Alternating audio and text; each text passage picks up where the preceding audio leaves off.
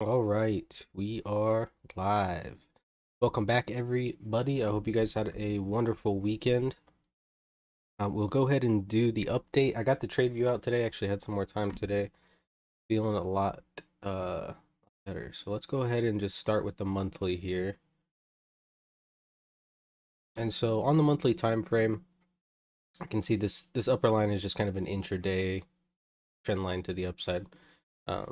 We're gonna keep it, but we can see here that we're still making lower highs. We're still making lower lows, and we're coming right up against a kind of a near-term trend as the market basically balanced for the past 2 months, balanced a little bit lower. All right, but these balance areas to me are a little bit too overlapping, and I think the market may need to come back, up to this 4100 level at this point. I thought maybe we might see some lower like previous months, but I mean, we'll kind of see what happens. This 3800 level is going to be a big level, but for the most part, we're just inside the previous month's range. That's all we can really gather from this. Yeah, we're coming up against this trend. You know, we have excess on the high, excess on the low, but we're pretty much right at that 50% of the previous month's range and still inside the previous month's range. So until we break out of the previous month's range, then you can start speculating a little bit more. But even if the market like looks strong, if it doesn't break this previous month's week high up here sitting, I go back to normal. It's basically like that 38. What is this high? 38.28 here. So like we had that 38.22 level up there for a while. It took it off, but that kind of level up there, or 39.22, excuse me. Switching over to the weekly, we can see this is kind of the trend, but it's from the daily. The weekly is also making lower highs. The weekly has good excess, but if we look at the weekly as well, we're in balance, basically sitting inside the previous week's range.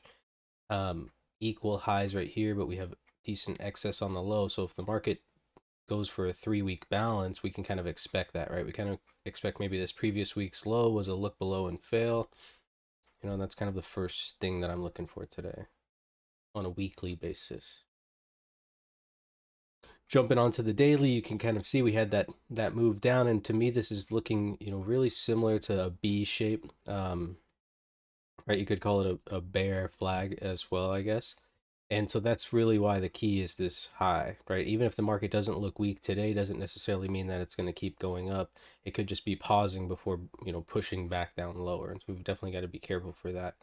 But a B shape oftentimes indicates short covering, right? Or liquidation, excuse me. And so if most of this downside was just profit taking and not new money selling, so old business, that would actually favor the upside. And this is where we kind of talked about last week. We had this move down here and kind of, volume not necessarily increased like we've seen on previous moves down.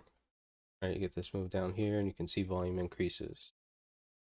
Get this move down here and you can see, I mean, big move, big volume on the big move down, and then volume still increases and stays elevated on the way down. So that selling was like, stronger selling, but this time we're just not seeing that.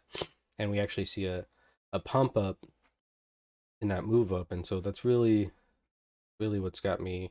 I'm sure you can like kind of feel my tone today, but that's really what's kind of got me thinking that the market, um, I would say more or less undecided, and we can't really make a strong decision upside bias until we break this week high up here and get above the 50 SMA. That would be real confirmation. That's basically that 3800 level. So switching over to the profile, we can see on Friday, and for those of you guys that looked at the trade view, it's pretty much the same idea, right? So we opened up. Where was that open from Friday? It was way up here, and then the market liquidated back down inside the previous day's range, and then rallied. You guys remember, rallied, couldn't close those single prints, and then came back down. And then we pretty much, we called it a day. And then towards the end of that day, The market built value lower, but was unable to break the low and put in a weak low. This is a weak low and a poor low. Um, and so basically, what that's saying is oftentimes, if the market does auction that way, that level is going to get fixed. You got to still maintain perspective because it's a very weak level. So it's just saying that it could break very easily. But we're so far away from it, right? We're like almost 100 points, pretty much like 90 points away from it, that it makes the odds much, you know, less. Like if you just get short from here, that we're on our way down right this second, right? If the market does break lower, there's definitely that opportunity. But the market failed to hold this lower value and then rallied into the close into the upper value. Okay, so and then surprise, surprise, overnight.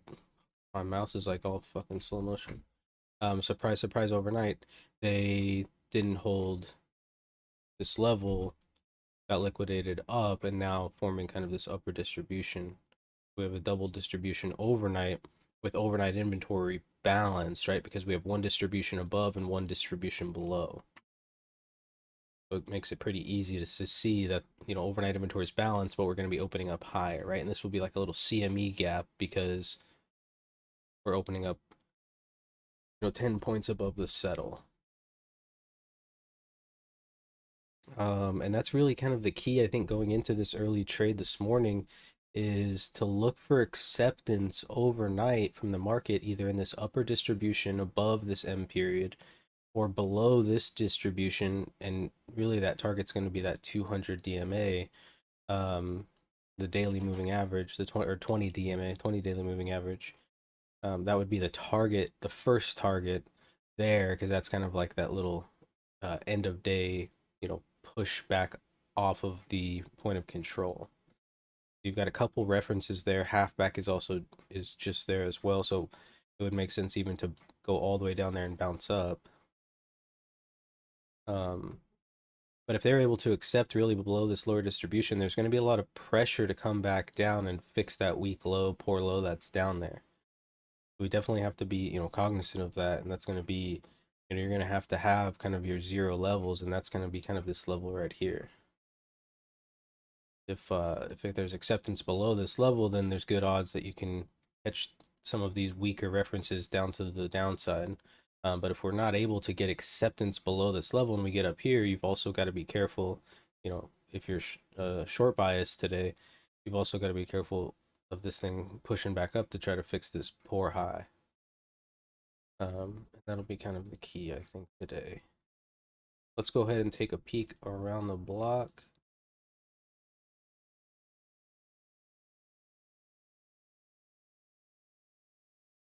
You can see the dollar's cooled off quite a bit, right? Down below that 110. We like the dollar below 112 so far. It's been okay for the market to deal with, but you can see it's coming back into a pretty decent support level, the dollar is. So if people are looking to get back on board, you can kind of see it's coming to trend as well. Even has some space below here. It could even break this low and still trap people, and that might be this might be the trap here, guys. I might have just figured it out. Let's watch this and see if the dollar makes a new low but doesn't break trend. That could be something people aren't watching for, and then maybe cause some, if it just bounces from here, it'd cause the market to go down quite a bit, and we could possibly be on board with that. All right, 6 alpha, looking like it wants to break out the Aussie dollar. You can see just like 1, 2, 3, 4, 5, 6, 7, 8, 9, 10, 11, 12 days, just basically right at the same level. And we're just still waiting for that to break up, right? That would actually be good for the market because that would mean the dollar's cooling off a bit. The euro back above that $1, holding the trend pretty decently here. Still looking like a pretty strong uptrend, and kind of coming to that same type of reference. You've got 1, 2, 3, 4, 5, 6, 7 highs right at the same spot. Bitcoin not looking bad, still holding its uptrend. Oil, basically looking like it wants to break out, came down and held support pretty well. Bonds still look weak, and this is kind of why every I didn't post what, Tommy? Oh, the link. Yeah, good call.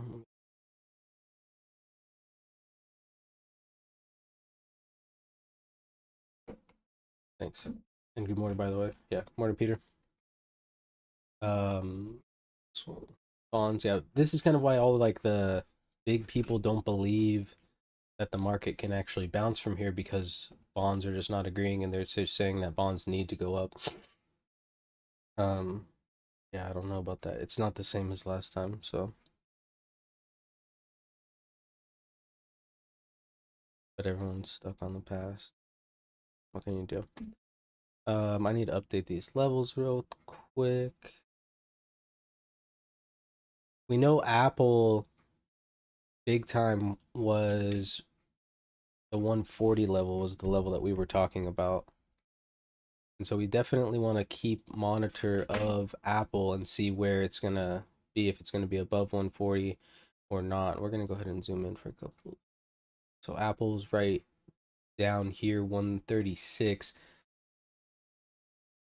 Because in order to get strength, Apple's going to have to be above 140. So we need Apple to get above 140 to like really believe in the rally. Do you think Apple could keep us down with all their bad news? I don't know. I'm just not sold in this downside. Like that COT report, I can pull it up real quick too. Um, I was only looking at it on my phone, but so if we pull up the COT report, so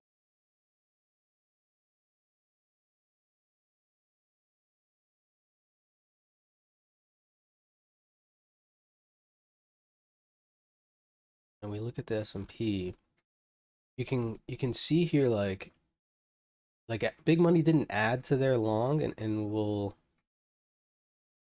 pull this over so we can kind of see the days at the same time here. Back to the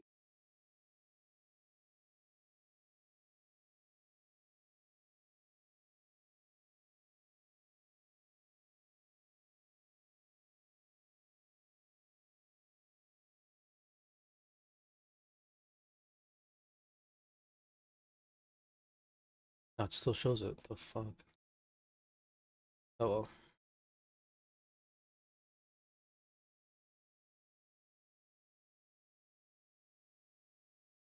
So as of last Tuesday, which would have been eight. No, would have been first. Okay, so that is here. This day down, right? And you look on here. Well, look, the big money was selling, right, or was taking profit because they're cutting their short position by almost 50,000 contracts. They didn't add to their longs, and so that's what I'm saying. They're not doing anything, but they're definitely not selling more because the market moved down and they were just cutting some short. So I just I don't believe in. I don't know. I just don't trust it. You know what I mean? That's it. Because it could be it could just be short covering. I don't know. Really tough to read until it takes out that poor high. If it can't take out that poor high, that would remain uh bearish. Thomas, good morning.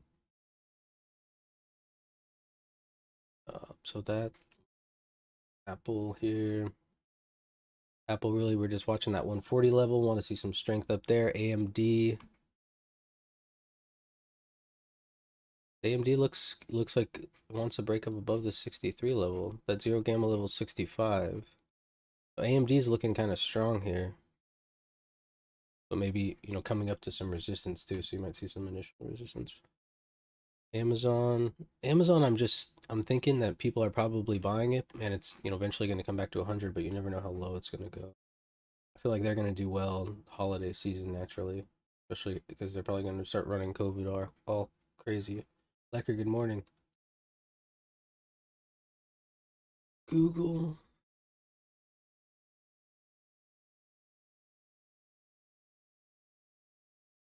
Yeah, Google kind of coming back up into that low distribution. It's got some single prints coming up here. 87.98. So we can go ahead and mark this level here.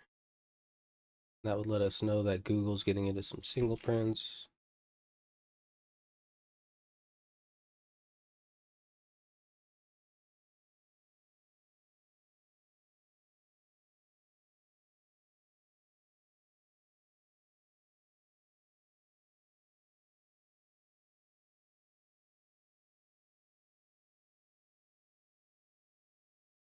One second.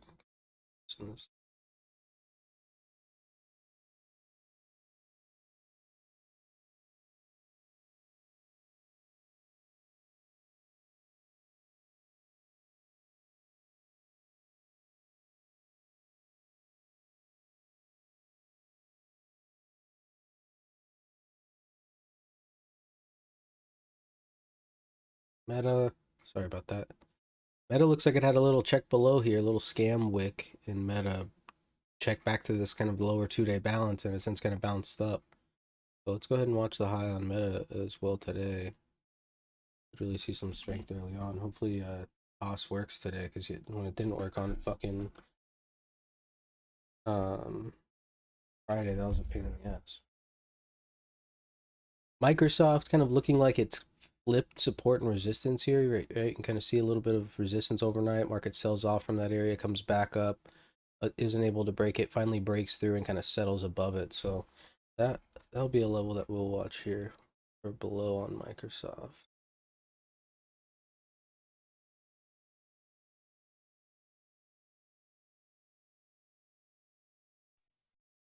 Netflix, right? Still kind of looking weak, holding this downtrend.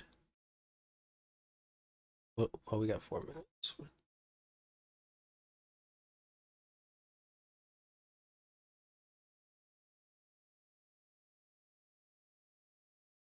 Thing created on this trend line. We'll just watch the trend line. Nvidia's looking pretty strong. Looks like it's going to be opening up right at Friday's highs, and it's pressing right against trend as well. So we'll see if there's some strong buying there. Nvidia could definitely help the market out today. Tesla still looking kind of weak, holding a downtrend. Just seems to be putting in like liquidation day after day. Morning, Dad. The VIX sitting at 25, lower than we've seen it, but you've got to remember 25 VIX is still a high VIX. I'm gonna get carried away. The TNX is still up above 40, right? We'd like to see it below 40. Tobias, good morning. Oh, you signed up for Apex? Cool, man. TNX. Yeah, we would definitely want to watch this to see if it's going to break in. You can see it kind of put a gap lower, so you got some shorts trapped down here.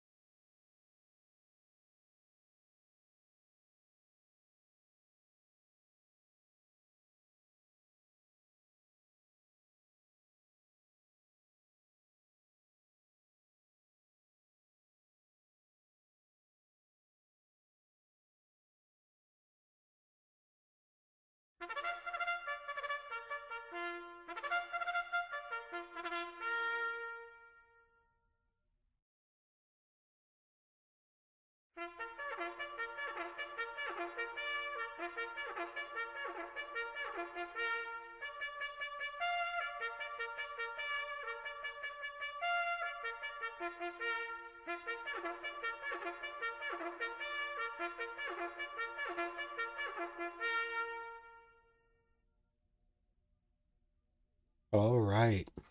Now we're motivated. You've got about a minute and a half until the market will open up. So now's the time to make those final decisions and do what you need to do to convince yourself of what you're about to do.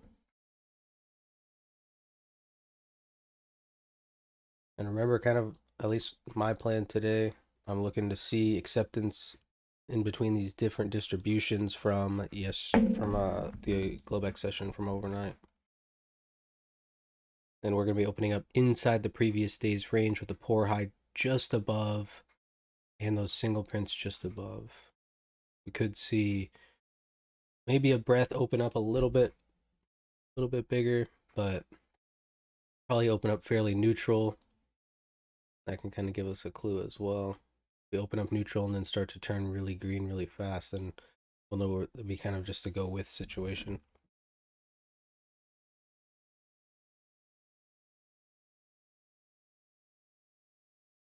Remember, the market can fail at this level too. So if you're getting in a position that's a go with situation and it doesn't keep working right away, you've got to just, be comfortable getting out of that.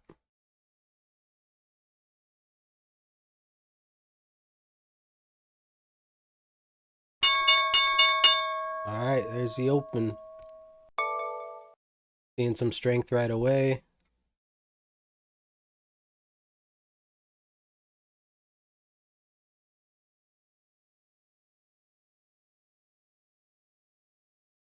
Kind of fading now. Bounces right back up to the high there. So a little bit of buying off the open.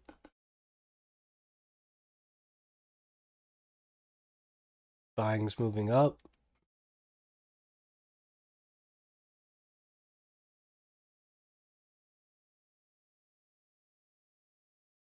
See if they can hold it.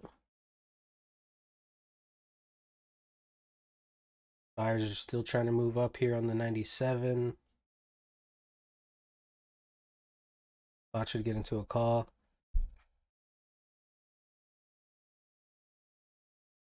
I can't tell if the tick and stuff are working on here, to be honest.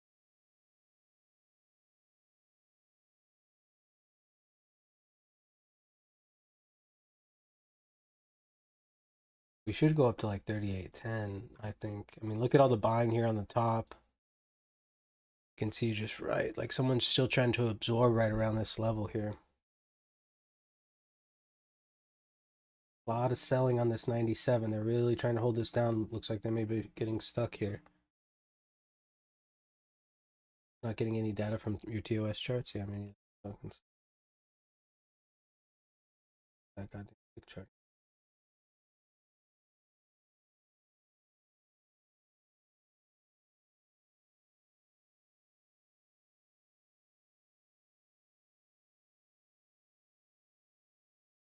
What a pain in the ass. They need to get that shit fixed.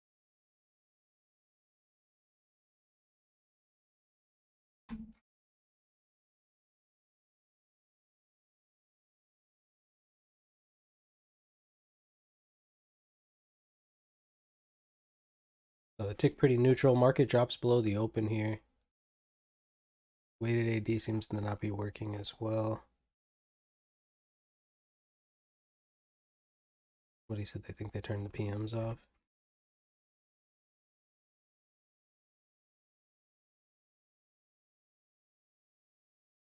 The web version is giving data so far.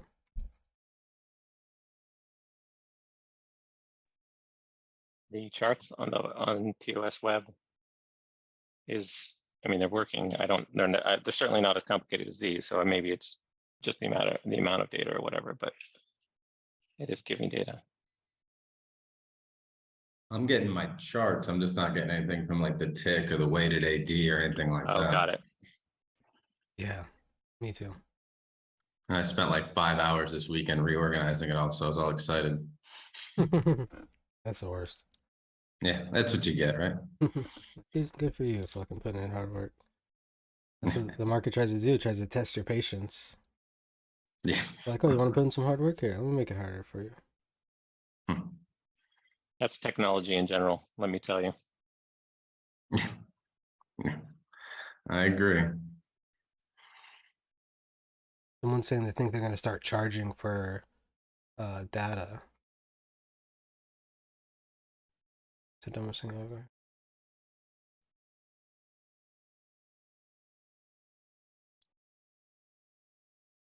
So we're coming back down into this area where you're going to see maybe a break of this distribution from the overnight. And it's really going to start putting that, this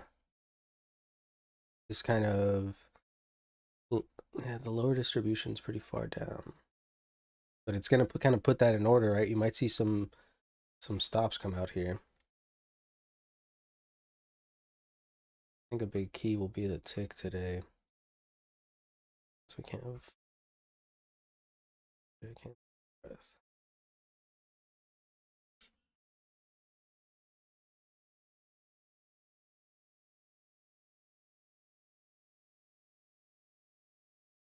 So look, a little short covering off that low, a nice little bounce here. Out of this.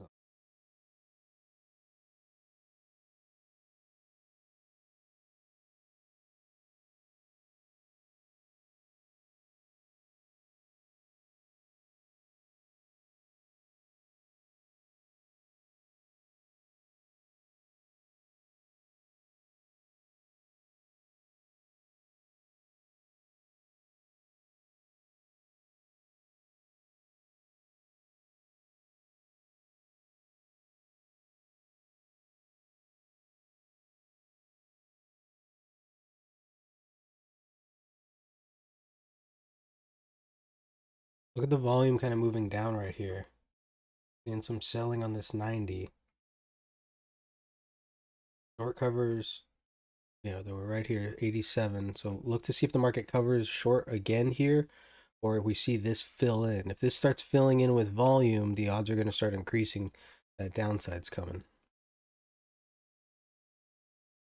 This 88's a key level.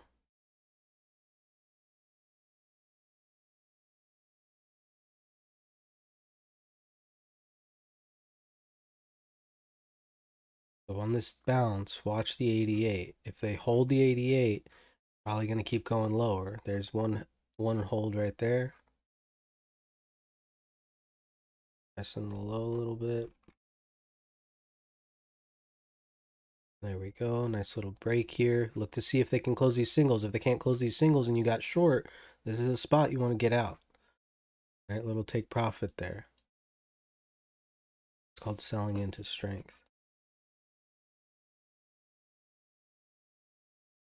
You get short covers right here.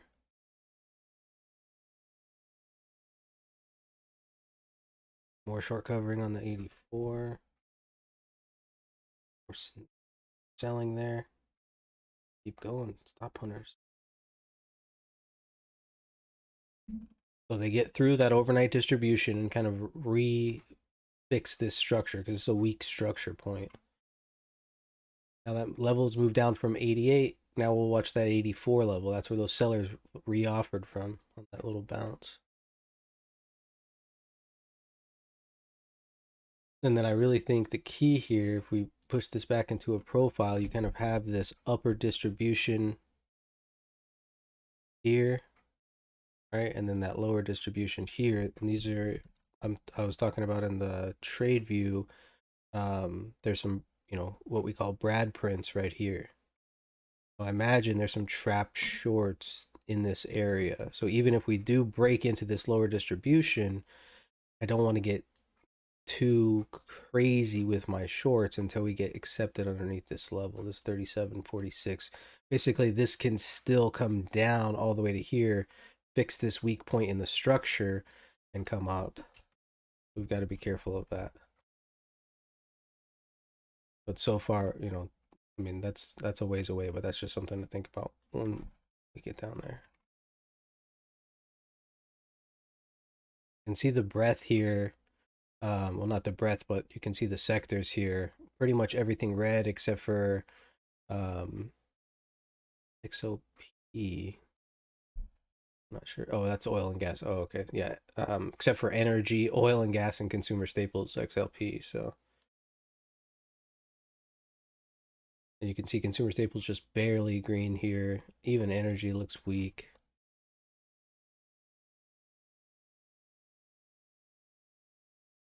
Very mechanical A low right off Friday's settle. See the tick getting back above zero here though, so this is some buying in here. Doesn't necessarily mean they're going to hold, but it's either short, I mean, it's buying somewhere, so old business. The VWAP's right here too. Yeah. Good call. Morning, Roach. Morning, Dr. VJ.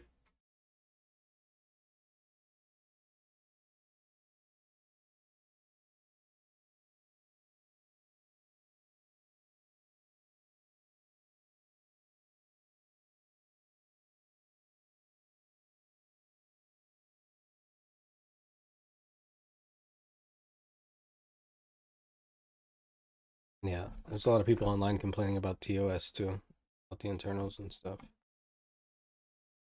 Must be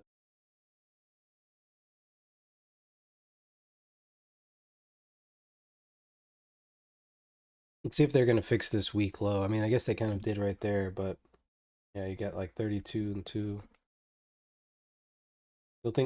Still think there's some sellers here, but if we break up above this 84, you know, that we can kind of expect that 88 level now.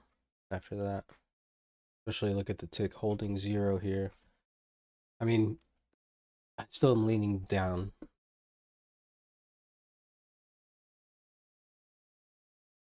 Kind of, as long as we're below this level here, the 84 still could bounce, but it's just really looking for acceptance in this overnight distributions. We're going to accept above or below. It's kind of exact dance that we had on Friday.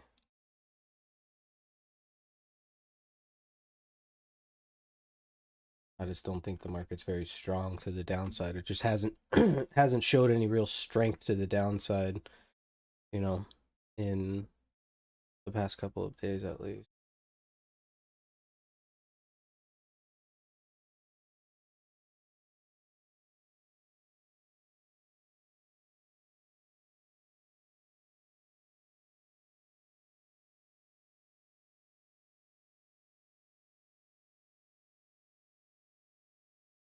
So pop of the 84. Watch to see if more selling comes in right here. Decent selling on the 85.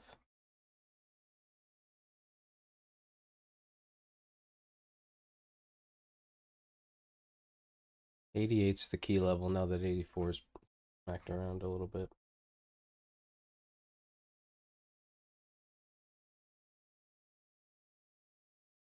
A little bounce under the VWAP, and let's see, they get a little short covering back up to that 37.90 maybe. Maybe the open probably.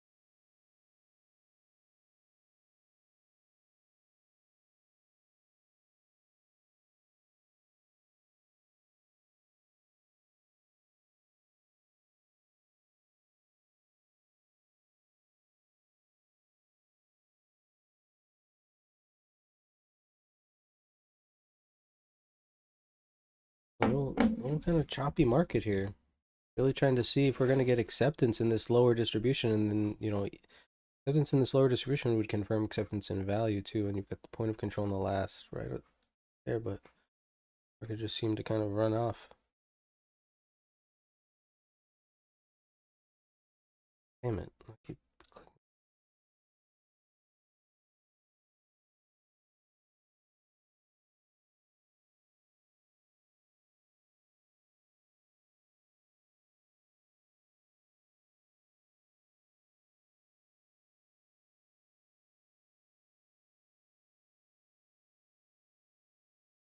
Yeah, it does.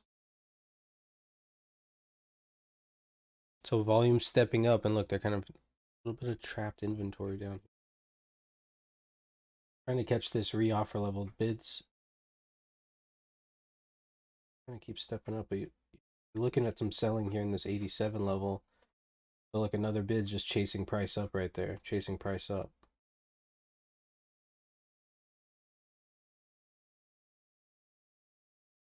All at that 79.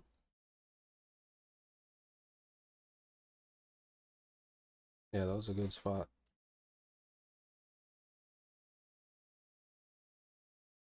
So here's the 90. This is where we saw some selling on the way down.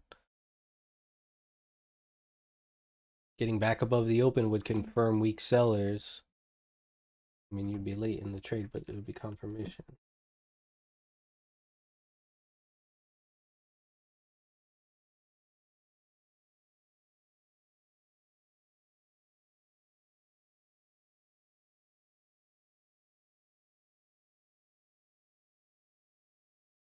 Did the bot get into a call? It did get into a call, okay.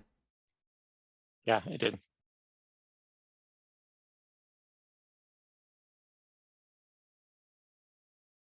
Really waiting for this tick to start, you know, doing what it should be doing. You've got an offer there. Still sitting like on the 90-ish area, coming from the 90. Nice bounce right there off that 85.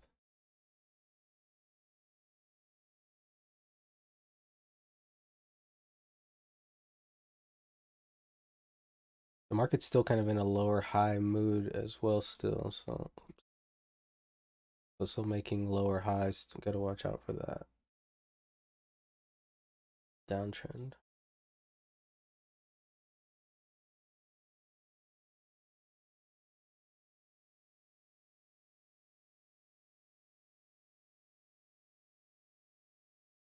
Yeah, so those sellers came in right on cue on that 90 level. So that's resistance for you for now. Another bounce off the 85 there. It looks like you're seeing the battle here, 90 and 85. Buyer on 85, seller on 90.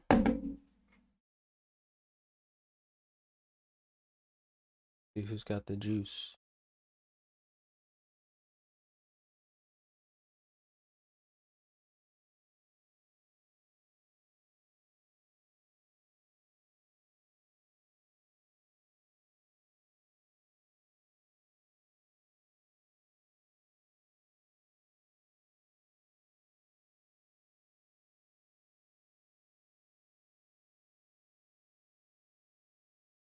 Just has the value area and stuff on it. Buyer stepping up. Watch the seller on the 90. That's it. The bot did a 3-candle buy. A little bit of selling there, but buyers step above there.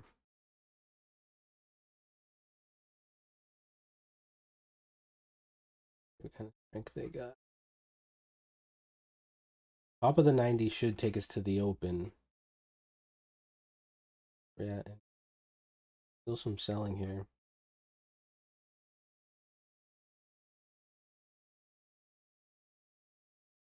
Oh, kind of a weird spread right there. I don't know if anyone's watching the Dom, but there was like a fucking point spread right there. Volume must be light this one.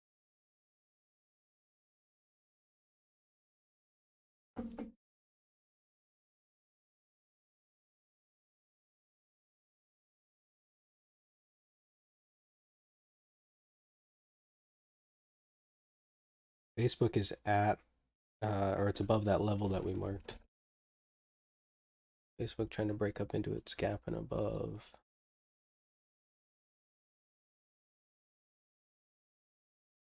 Tick is just struggling to just, I mean, it's basically doing nothing, actually. It's basically just sitting at 0, pretty much undecided here.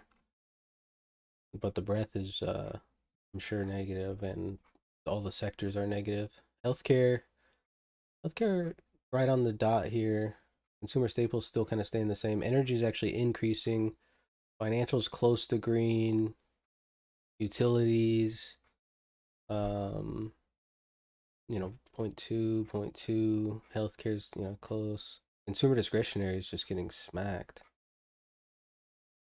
There's a break lower. A little liquidation. That same spot.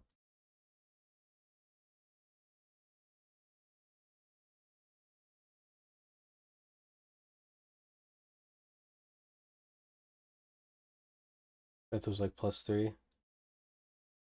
Now it's 1-1. Yeah.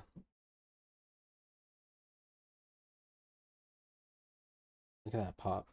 Right back up to the VWAP here.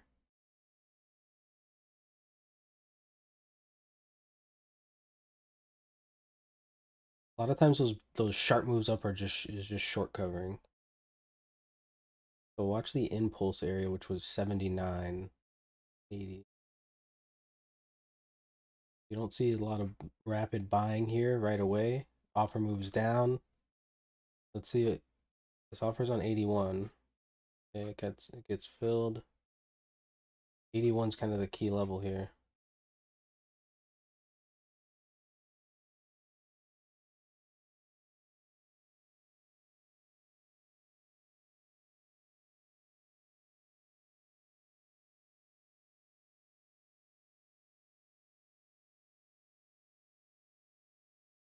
Yeah, it didn't hold below 81 right there. I mean, keep watching this 81. If it can't hold below this 81, this thing's gonna bounce. But that's what tight risk here. You're using the VWAP kind of as a resistance level here.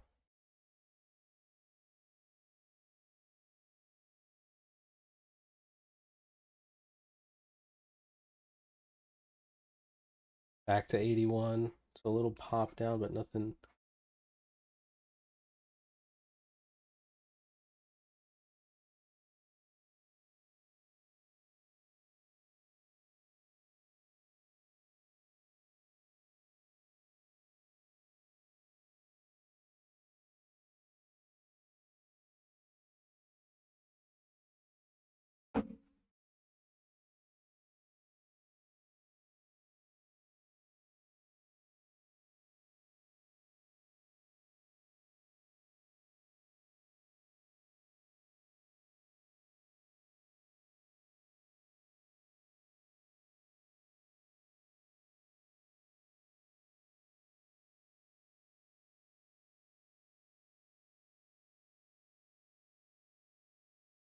It just stuck right at 0. Not really any strong buying yet, but no strong selling either.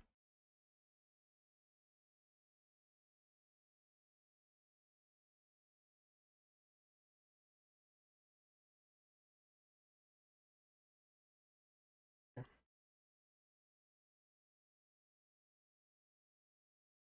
little bit of selling there. This 81 is the key here. If it cannot hold below this 81, then this thing's gonna pop. Simple as that. There they go.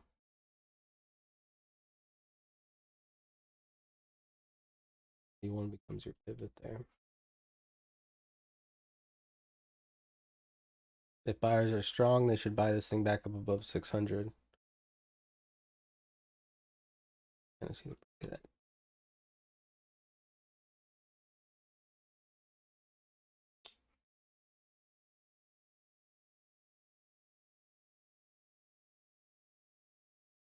Yeah, you're kind of getting this weak reference.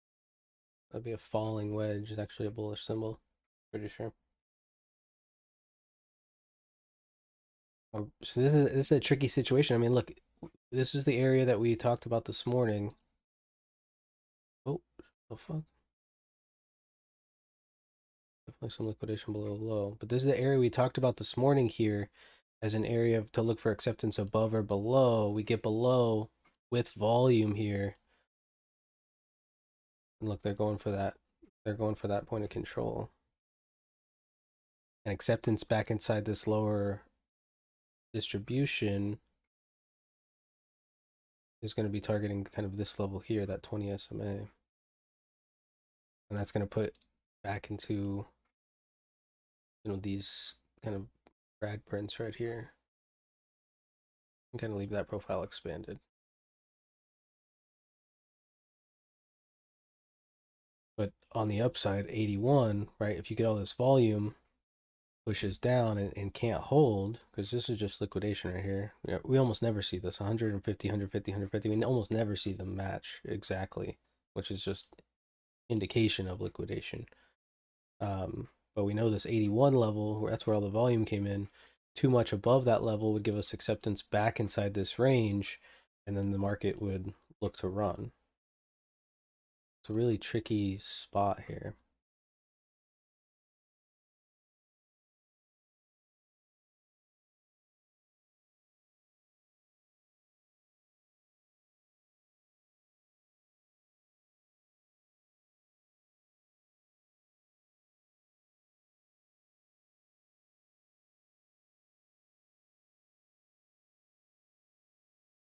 Is the 3781 so important because of the volume at that level?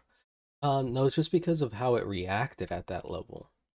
Like it was like a magnet for a while. It was like back and forth, back and forth, back and forth, right at that 3781. So if all the volume started, kind of getting sucked into that level and sellers were kind of selling, selling, selling, selling, selling, they finally broke the wall, which was this, liquidation down here to the bottom. And so we're in this slower distribution. And so now they have to kind of re-offer, recommit, and move down and fill this area in because there's buyers here, right? Responsive buyers here below Friday's settle. So, and you kind of have, this lower distribution. So all of these people that have been stuck short from up here are also buying their position back. You got to look to see, do buyers step in and buy here, or is this bounce just these trap shorts just covering their position? And the 81 is what's going to confirm that for us. If the market gets too much above 81, then this was just old business buying, um, and sellers didn't move down to reoffer.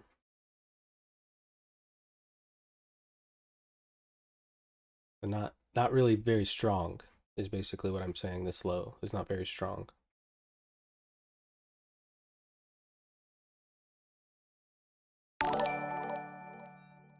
The issue there is you're trying to decide, is the low not strong because sellers are weak, or is the low not strong because there's just no buyers yet? And that's the thing, is like, so on a retest we know the low is weak, but what we're having to look for is, are there new transactions at this level, or are we just going to keep you know uh getting offers lower and lower and lower?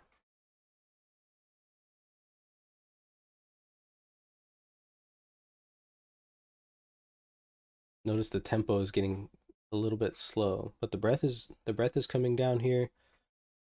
Tick is, pretty weak.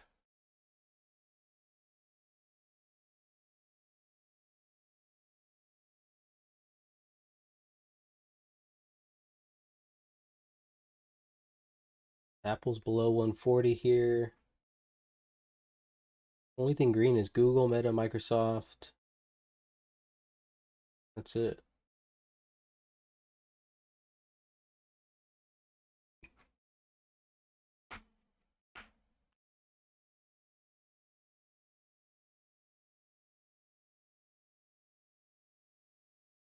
Nasdaq's looking pretty strong here. Let's see if the Nasdaq can get above this 1088 level. IT sector is down from its high. Yeah, down about 0.42. Sorry, that should have been up from its high. It was just a negative number, so it was higher than it was. So it's actually, it bounced, it was hitting like 0.75-ish, and now it's at 0.4 down. So it's actually looking like it's trying to come back up. I don't know if it'll make it, but that's what it looks like. Counts are even. Yeah, you would think, there'd be some strong selling here to really kind of force this thing down. And if IT's, bounced, a quarter off of its low, you should see IT increase, we should see volume increase, and we should see downside pressure increase. So far we're still holding the downtrend though. So even bounces here, 37.80, 50 was Friday's point of control according to this indicator, which happened to be, pretty much right at the settle. There's a big trend.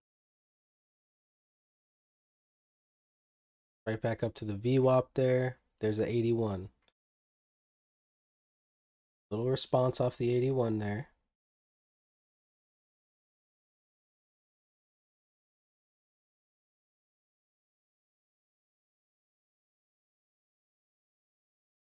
Watch how the market acts.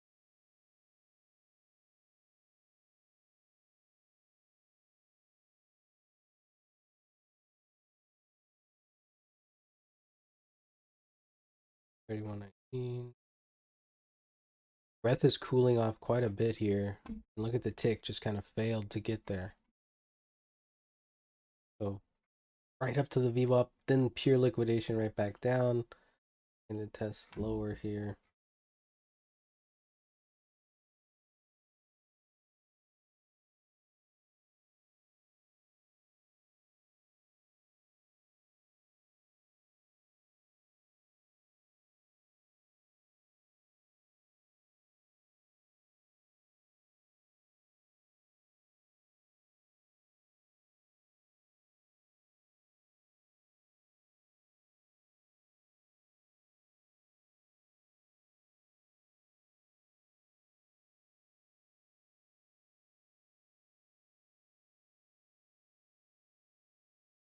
Wow, so I just got really lucky.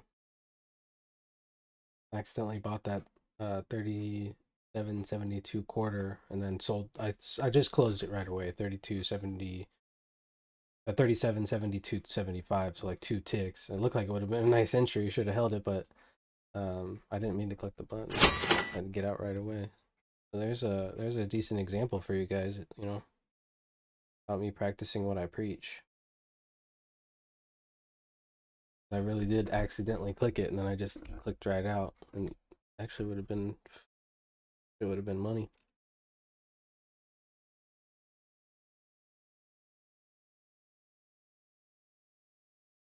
Nasdaq back up to support and kind of looking strong here.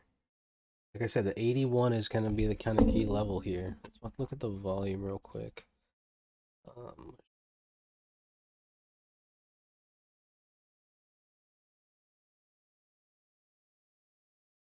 Volume is 26% less than Friday.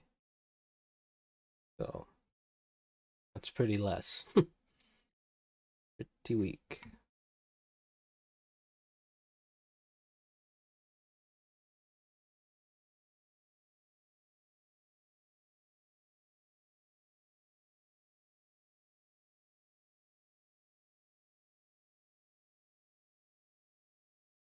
Be high right on that settle. They fix it.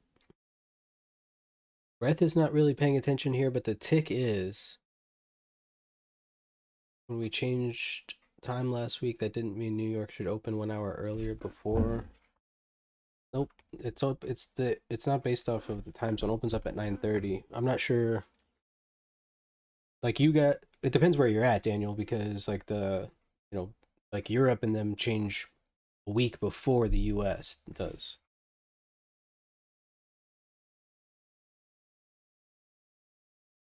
Watch the 81. Boom, there's a break of the 81. Tick is looking strong here. See if buyers can come in and hold this level.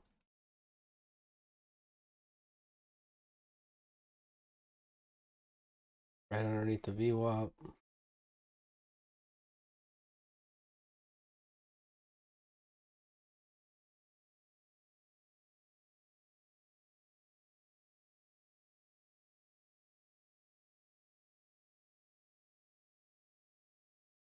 Nice move there.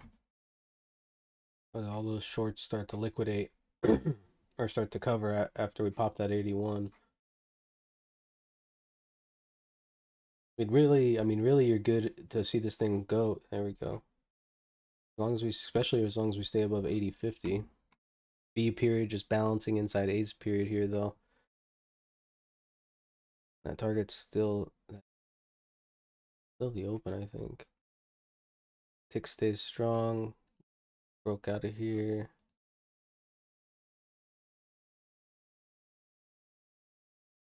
Coming right back up to this same resistance as this morning. Nice. You took 12 points there? Good shit.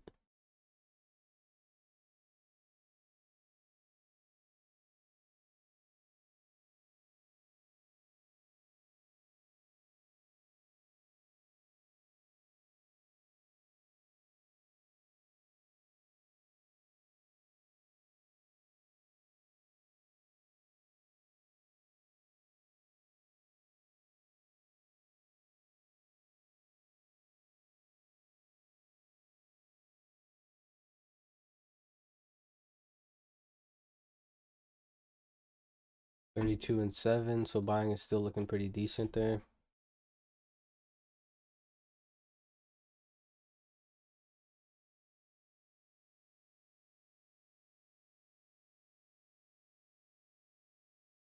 Look at the tick getting smashed back below 0 here, though.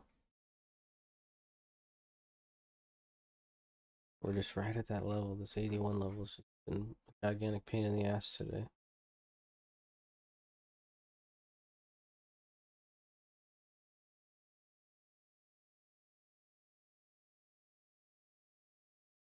Last week they opened was 15:30 your time. This week we're back normal 16:30. Yeah, you just gotta know when they're open. That's it. You should know the open, the settle, the last, half back. These are things you should know every day.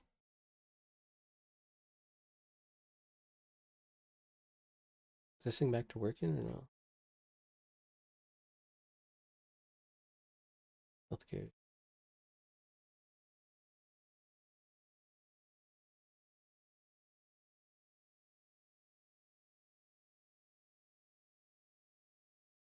Yeah, I think it's working again. Let me just minimize.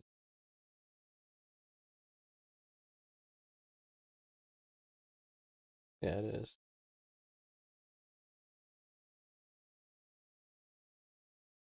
It's not. This shit.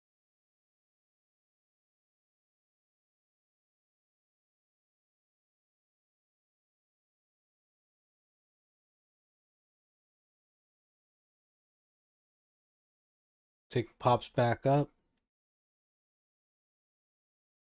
The IT breath is sector moving flipped green. on the TOS.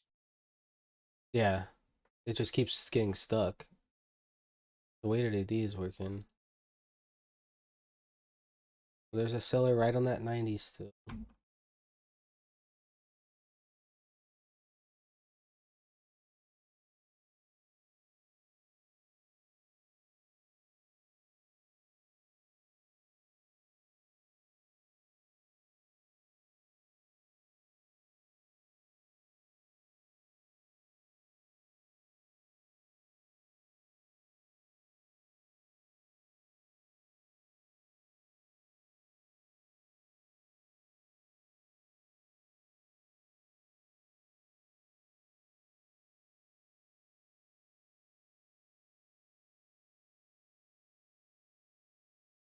Market's been kind of slow this morning, to be honest. Like, it's really just trying to find acceptance here. Acceptance back above 81 or below 81. Kind of the key level that we're just watching here. Longs above it, shorts below it.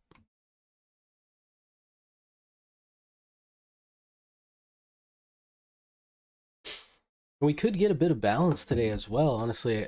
You know, especially 26% less volume. There's not a lot of volume in the market, which means that, you know, good odds that we spend most of the day inside of initial balance here.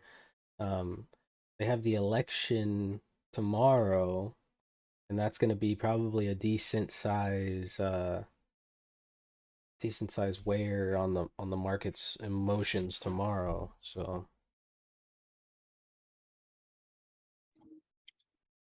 Will the election move? Will the election news move it on Wednesday or tomorrow? Because we probably won't get results until yeah, but Wednesday morning. all the races will be on the TV all day tomorrow. Like right, I think, because it's voting, and so they'll they'll start like tallying them all up tomorrow, and like as it's going on, like whoever's winning, you know, the market will react accordingly. I think they're expecting the market to go up if Republicans dominate, and down if Democrats dominate. I think that's what the history tells us. That's not a political view at all. That's a historical market, is that Republicans are easier on the market, right? Because they support big business and, you know, all of these things. You guys know. Yeah, I just thought we wouldn't get the results until later on in the day. Maybe not. I could be wrong. It's funny because it's my wife's birthday, so she always dreads having her birthday on the election Especially now that you're trading the market, you're like, oh, sorry, I'm busy. day. Yeah, I won't be here tomorrow, put it that way. That's like my wife's birthday. Like in our family, like there's so many things that have happened on her birthday And so her birthday, like, you know, she's always like, that's why she likes to celebrate the shit out of her birthday, because she's always like, I never get I never get whatever, you know, like fucking the recognition on my birthday because everyone else is having stuff going on. We're actually flying to my wife's hometown and she's throwing a party there for the first time since she was 15. So Oh dang. she's getting everything she wants. And normally we go to Vegas for my wife's birthday, but this year we moved, so I got our house instead. Yeah, that should work. Yeah. If he's losing, Trump will not accept any result. Absentee mailed-in ballots will take time to count. Well, this isn't for the presidency. These elections are for their midterm, so like they're for all the senators. This is like when people actually should go vote. Oh, if he's losing like majority, you mean? Yeah, but Trump's like indicted right now. He has like, and he's trying to lay low.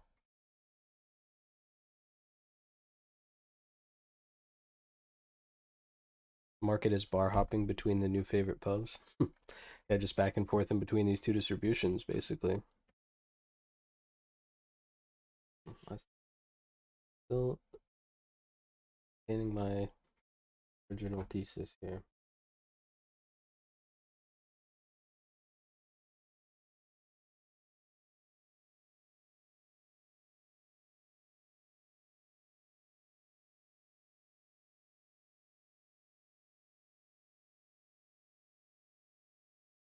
Guys, do me a favor and go ahead and smash that like button. We can keep sharing the good information with the good people.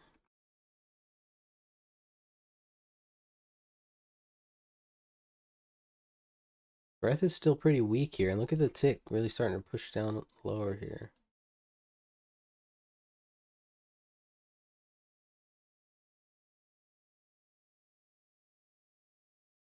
Weakness there. We've bounced like 4 times off the 84 here.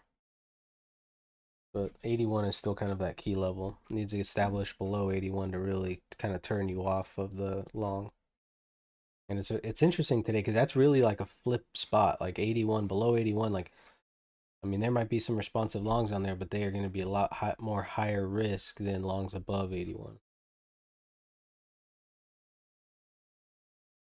Get back to the VWAP.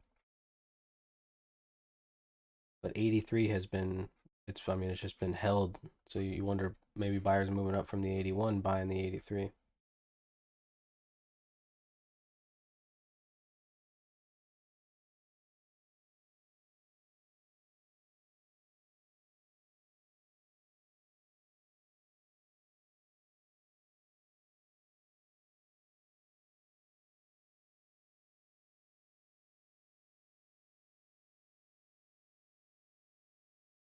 And they do it again.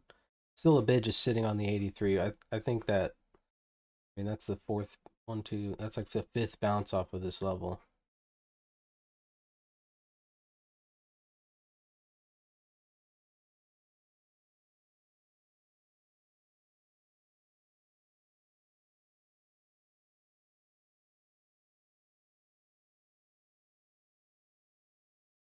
Buyers kind of struggling here at the 85.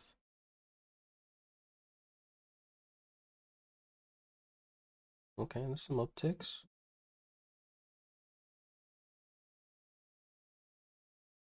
Back here, let's see.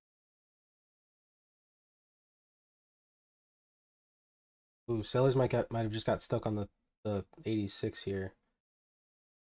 Trying to offer this position down, but not getting any down ticks. Yep, they did.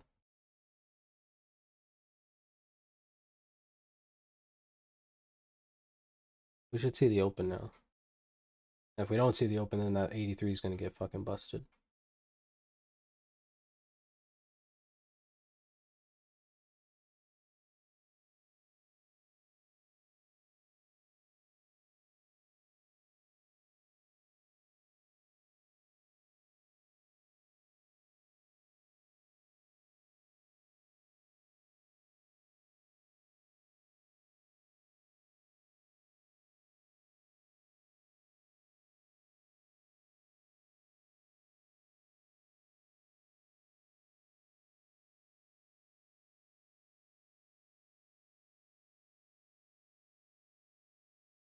Seller's getting stuck on the 91.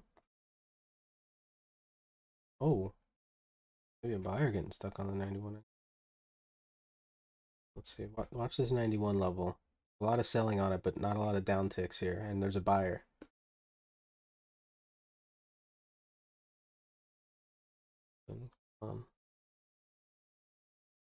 Mechanical B high here.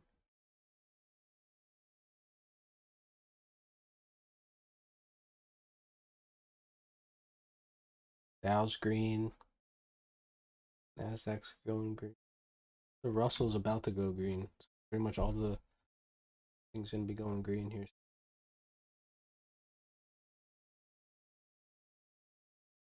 Now only Tesla, Netflix, Amazon, and Apple are red. So if they start to go green, should start to see this breath pick up.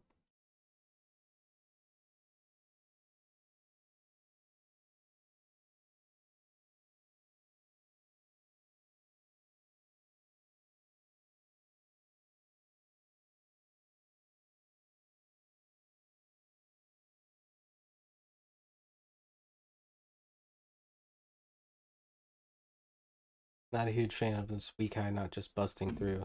So options.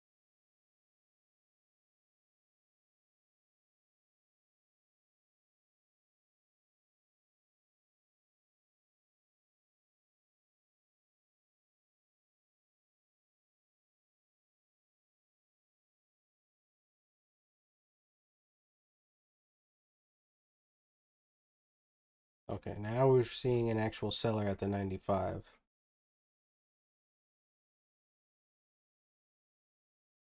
This is a spot where we want to start taking a little bit of profit if you're still holding that long.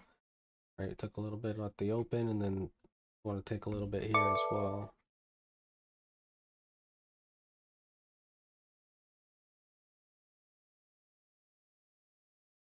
Still smacking the highs here.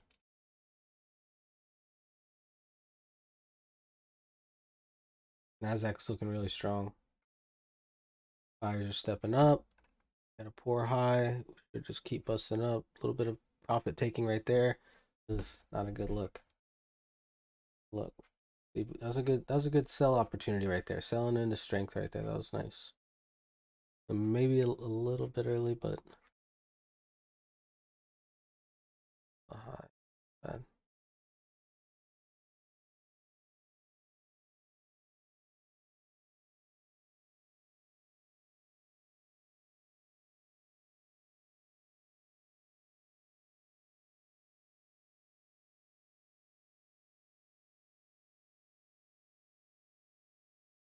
Google had a nice little pop right there too.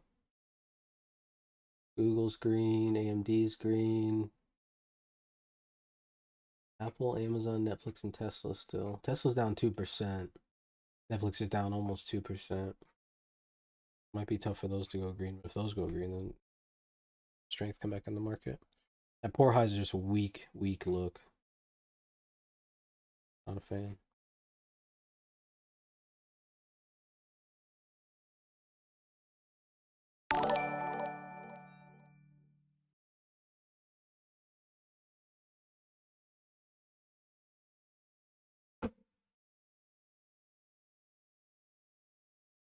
Yeah, right at 3,800. Yeah.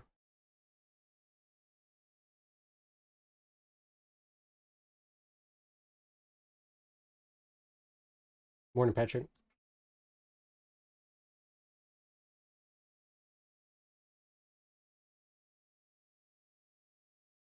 So what we'd like to see here, get some more continuation, is we want to see all this buying that moved up start coming up and buying more here. We don't really want to see this market get back below 87 now. Now that we've had kind of that look below and then the pop up and with volume, we'd really like to see it stay above this 87 to give us that confirmation to the upside. Below that, below this 87, right to that 81 that we talked about, this is going to be kind of the most dangerous zone to trade in, I think. This is where you just don't want to be in. And then confirmation below it, long or shorts, but we can hold above it, stay long.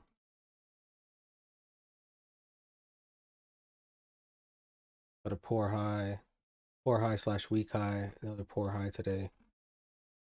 Right at a very mechanical reference. This close to it. Even if there is a run of it, it could still fail. Confirmation of upside, we need really to get above these single prints and up above that 50 SMA, but I mean, just that they hold it doesn't, the sellers just do not look strong enough to just kind of hold that down all day. So we'll see.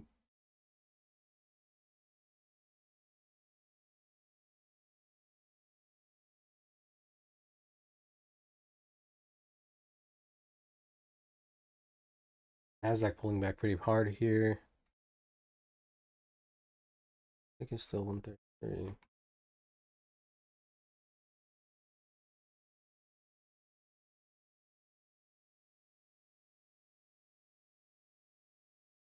Coming up to that 389 here.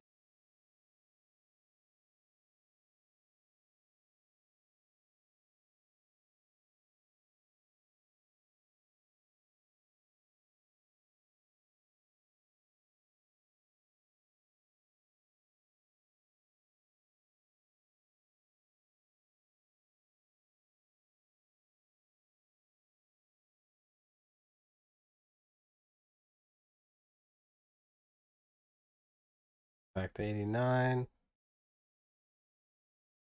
Coming up, 86, 87 level is what we talked about. 87. We don't really want to see the market get below 87. Look at the tick, made its just lowest mark just now. Not below that 1,000, but it's at its lowest mark since the beginning of the day. So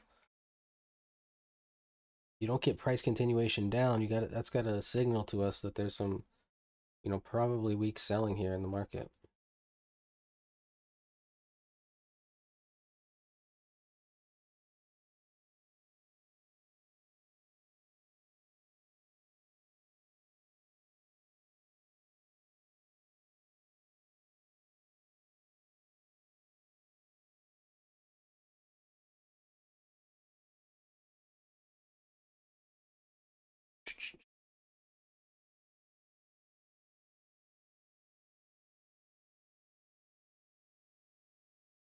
So that 87 level held like a charm right there, but I'm not sold 100% on it, so I'm moving my stop into profit already.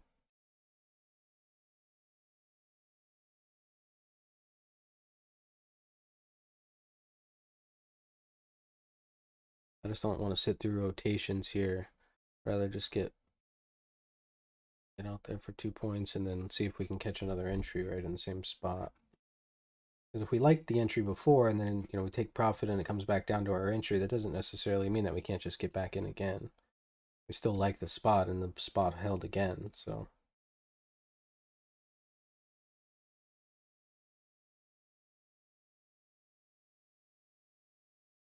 Then hopefully we can just get lucky enough to catch a runner out of here, because it's a dangerous kind of spot right here. Liquidation could happen below it, so we want to be tight. If we catch a nice runner, then that'll be great. If not, catch a couple points, that's good too. How many ticks do you normally let it move before you move your stop up? It just depends on the move. Like right here, I'm doing it fast, but like most times I don't. Most times I just kind of leave my stop where it's at.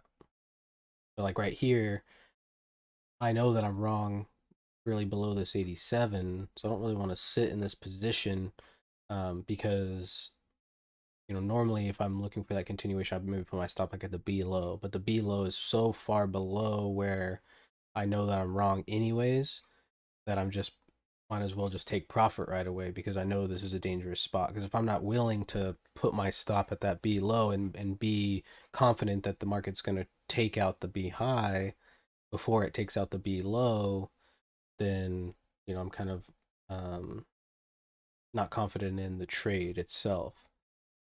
But I am long bias at this level, but it's just like it's all situational dependent, really. You know what I mean? Because like if you're looking for the B high, and you risk that B low, you're still at like a 175 to 1 right there.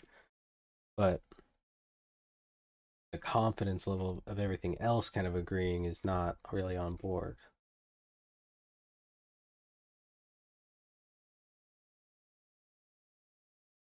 Just don't risk. And then if you catch a run, that's what I was saying. Like it's a nice spot. Like if you catch a runner, then that's nice. But if you can't catch a runner and you just keep getting backticked, then it moves without you. That's that's still just kind of working on that entry. But the key is the managing of the risk. Like you've got to be, as soon as it gets in a profit, you got to be willing to flatten that thing out in case it doesn't keep going. Old resistance line of support and other resistance lines still is play. 3806 is the yearly VWAP deviation right next to the 50. Exactly what I want to hear, James. Thank you.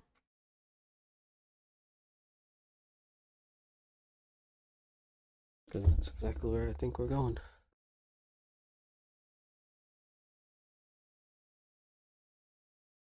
I'd like to see 3810 though.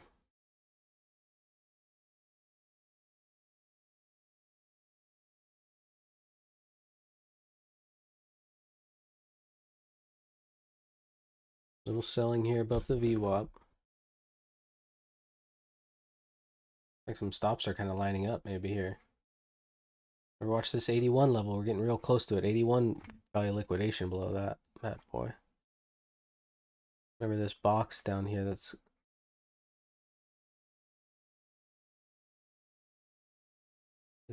this is one of TJ's boxes right here. And you kind of have those single prints on the 1 minute here. Negative breath now.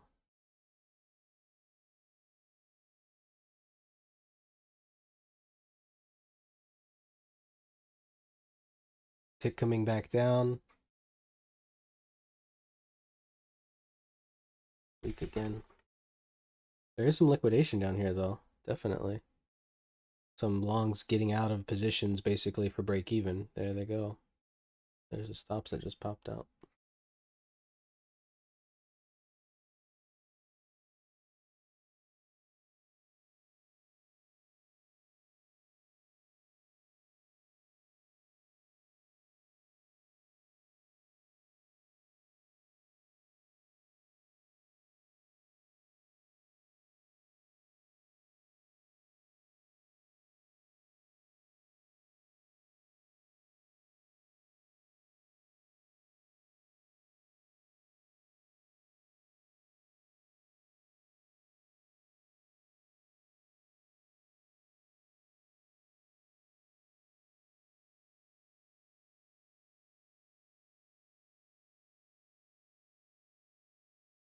Well, seller's trying to establish the offer's 84 here. See if these bids are gonna step up. B period just not really doing much here. Little look down. They didn't close these singles on the 1 minute.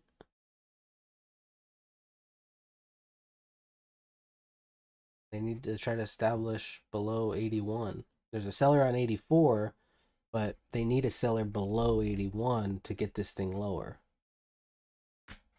Because the seller on 84 keeps taking profit down here on the 80. So that's a weak seller. So until they can start getting some selling lower here, or some liquidation, whatever comes first, then this is that area that we talked about, right? In between 87 and 81, kind of like a don't diddle in the middle spot. Trading inside here is just too dangerous. Wait till it gets above the 87 and confirm it there.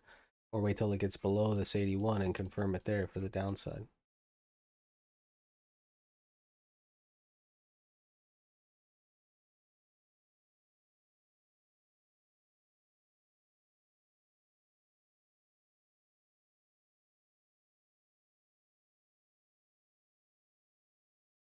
Nasdaq's looking kind of weak as well.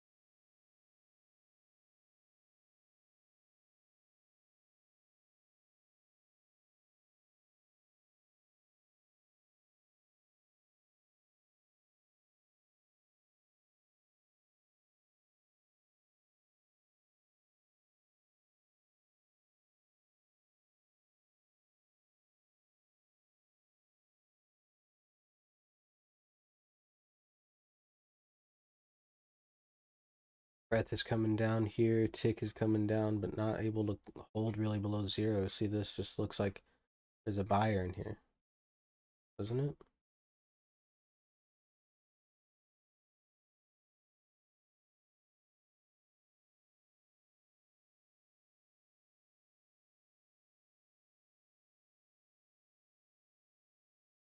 It's just hard to decipher. Is it a new money buyer, or is it just an old seller taking profit?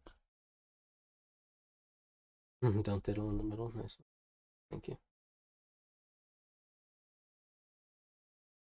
C period opens up right at the center, basically, of the profile.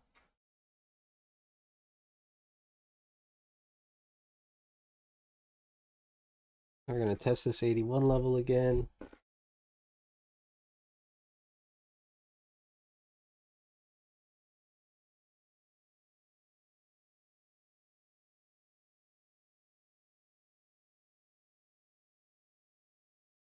I just can't hold.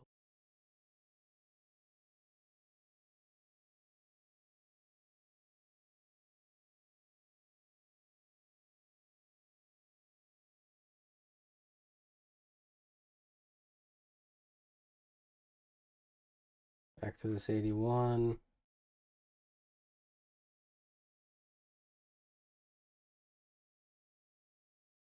There's some volume trying to come down here. Real volume should bring down our point of control, because look at value.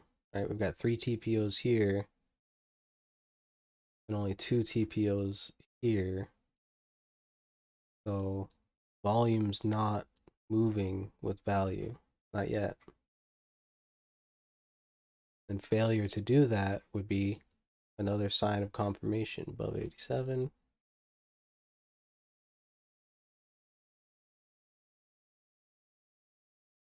You looked at 84, that's where that seller's at.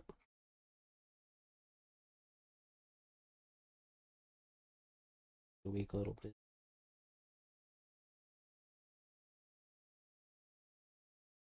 Damn, must have heard me right there.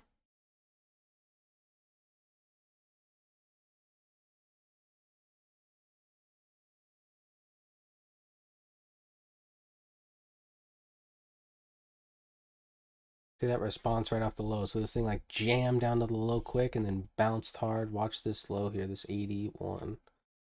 Big level today.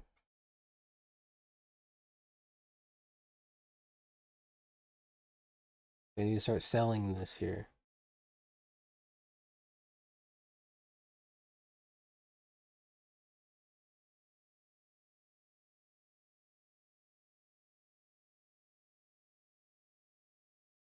They're just not doing it.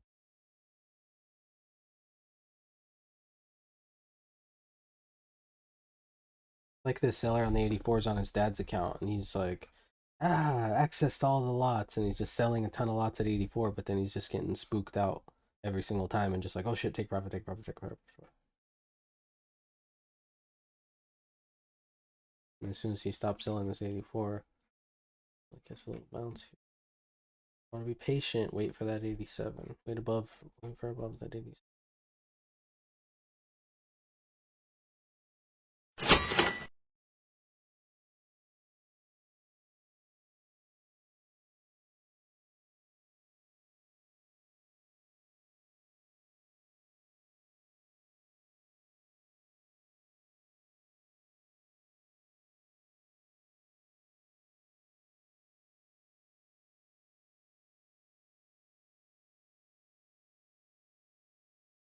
Notice here, we're not getting any ticks closing above the 600 level either. Makes you very suspicious, doesn't it?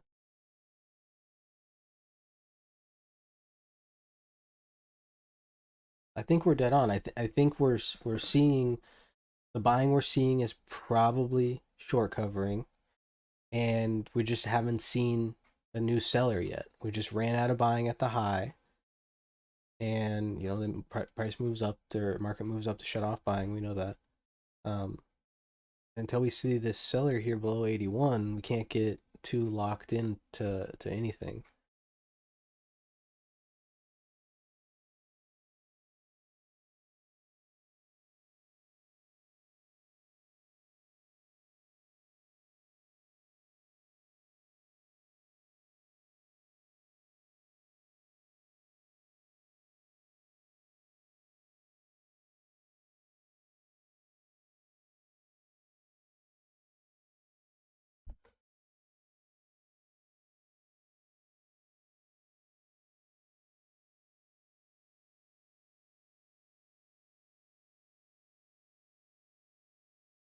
Some decent selling here.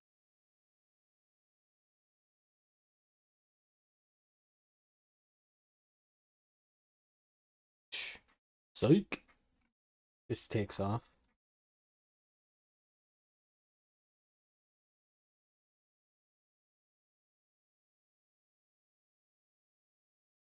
Oh, this is on the 5 minutes.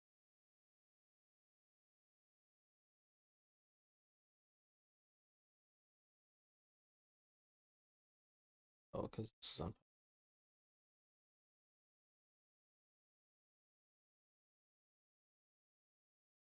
And a little bit of selling coming down. See if that point of control is going to start rocking here below 81.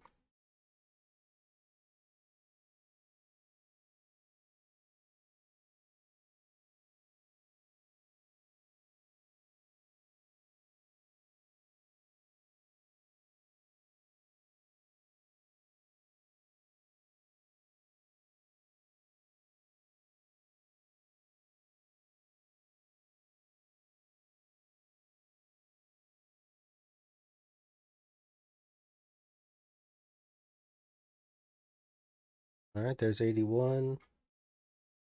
See if they can move down and start selling here.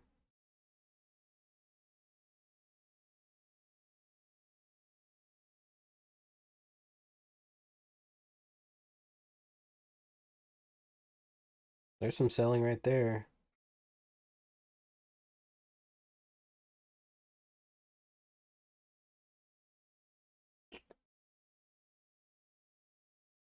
They're just having a tough time right at the low here. But they are selling. There is selling moving down for sure, I think.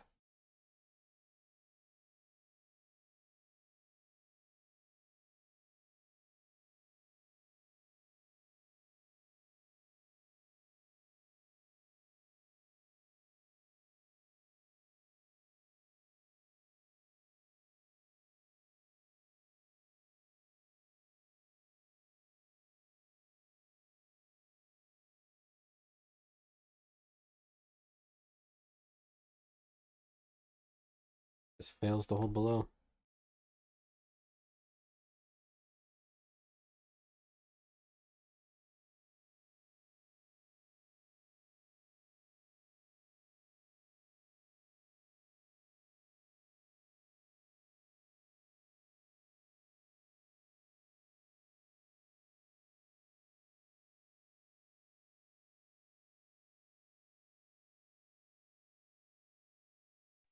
Boy, choppy area right here, huh? Yep, this is the don't diddle, so in the middle area. The don't did one. I like it.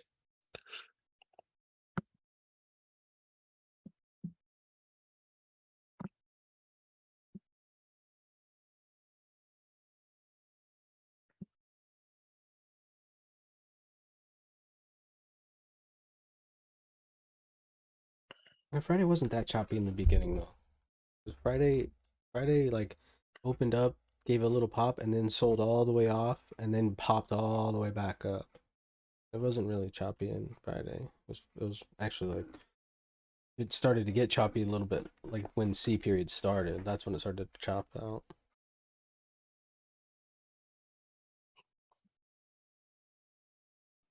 So it pops right up to that 87 level and just couldn't hold it. This is basically what we're saying. You want to let the market establish above 81 or below 81 or above 87. Until then, it's kind of just like I think that your better odds are just chilling. And you don't have to have a perfect entry all the time. So, if you're just like, I'm gonna short at 81, right? Let it exactly, James, yes. Let it get established first, and you'll most likely have opportunity, I think.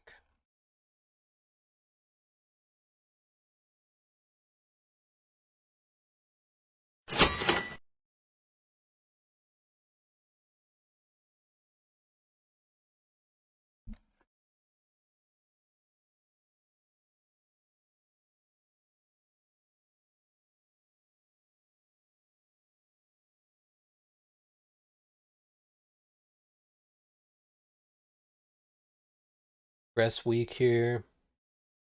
All the sectors are pretty weak here. Back to that 81. Fucking like never ending.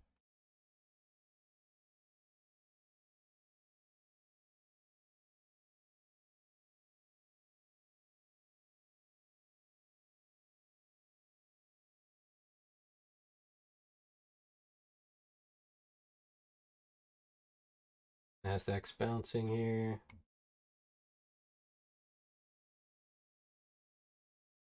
So they got below the 81, maybe trap some shorts there. Confirmation will be a pop of the 87.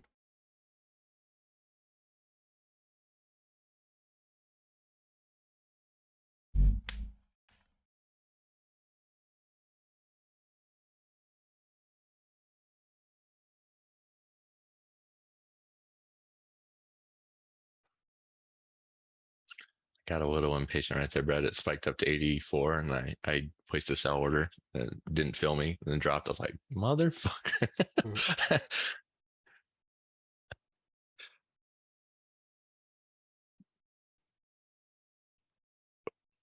I'm not messing around in here. Yeah.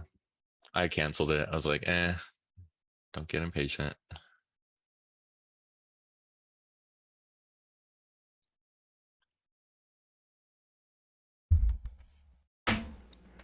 Yeah, it's just a little choppy. There's no reason to diddle in the middle. Just let the market. There'll be opportunity. It just isn't right now. And there's opportunity always. It's just, you know, how much risk do you want to put in?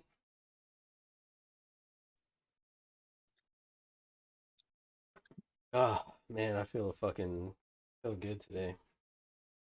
I bet.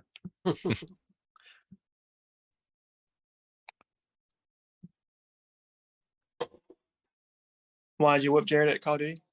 I always No. whip Jared at Call of Duty Hell no. every time. I mean, I think Jared's beat me on the leaderboard probably a couple times. The first day we played, he was whooping my ass, and that was the end. It all just depends. If you're trying to like rank up guns, then he's better than me. But like once I use the guns that I know I can kill with, then no, he doesn't do better than me. I mean, we could pull up. Y'all like the new Call of Duty? We could It's pull up pretty the nice. list and really show the games, and you'd see that more often than not, I finish higher. Brad's like, don't mess with me. I'm in control of this screen share. Yeah, exactly. I will pull this up right now. But yeah, the new game TJ is awesome. Yeah, it's really cool. Yeah, it's a fun game. Yeah, we'll be playing it again later today. My wife downloaded it too, so she'll get on. Oh, she did? Yeah, she's pretty good at Call of Nice. Duty. She's good at games. Yeah, She's a gamer. she just understands strategy. Like, she might not be the best at Fortnite, but she understands like the strategy of the game. I feel like you keep a spreadsheet for the win-loss ratios For what? on your gaming. Of mine versus Jared's? Or just Yeah. game, period. Or anybody's. I thought about Sure, just period. streaming my gaming. It's just so impressive. The Call of Duty is. I'm not that great at Fortnite. I'll admit that. Like, there's some Fortnite freaks out there. Even though Jared and I are pretty good at the no building, but like when it comes to the building stuff, like that's just a different level. No, that's a 12-year-old on crack game right there. Yeah. But my nephew plays games online and makes money. People watching him. It's crazy. Yeah, I mean, there's that Mr. Beast dude got offered like $1 billion for his business. He's an online gamer, and he said no. He said he's worth 12 billion. Like, damn, falling just by playing a video game online. Mm-hmm. And a lot of those It's guys like- that are streamers of like Call of Duty and Fortnite they all come from Minecraft. They used to stream Minecraft. It's like I was telling you about my friend Chase. Like he wants to get into streaming. I feel bad for him. I feel bad for him too. I felt bad for him on Friday. I was like, oh. Yeah, bro. We went golfing and I was talking to him about it. I was like, damn. See, James, that's the truth. Yeah. And James is there to watch me beat James. You know, It's only when I'm trying to rank up guns. That's it. It's all the time. Well, Oh, have see, you it's all a the never-ending journey. Oh, he's like, I'm always trying to rank up guns. And my nephew would make these characters for I think World of Warcraft and sell them. You know, the high rated Oh ones. yeah. crazy. It's been like $1,500 for these things. Like what? Like Yeah, people spend bank on that shit. It's crazy. World of Warcraft isn't a joke. I thought that that new Dragon game was gonna be like that. Can't remember what it's called. What's that Dragon game for PlayStation? Dragon game? I don't know.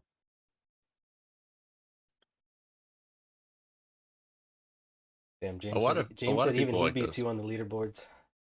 Yeah, well, he plays all the time. So All right, so look for this pop of 87 here. We're getting close back up to it.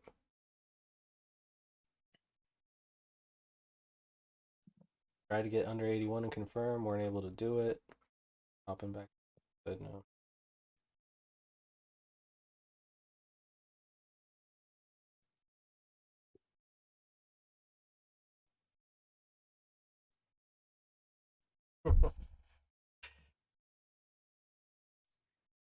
All right, so we're getting some buyers here on the 85. Let's just see if they can hold this 85 real quick.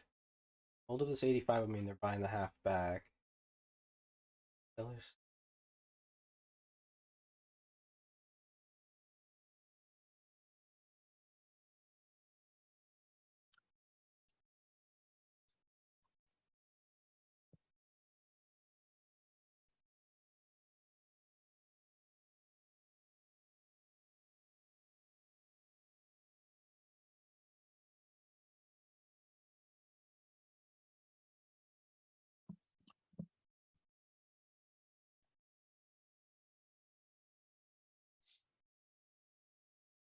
Sellers trying to sell hard right here on this 85.75. They might have got stuck. Watch this pop of 87. Back to the 85.75.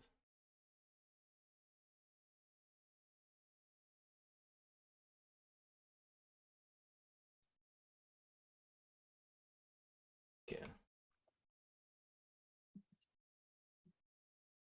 Bid steps up to 88. We want to see the market hold above 88. Failure to hold above 88. Not ideal to keep holding us in long. But if we can hold 88, we want to stay long. We hold it there. Down of it. Still holds.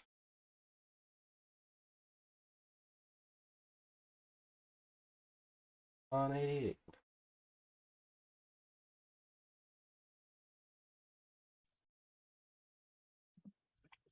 dude, how about that Powerball?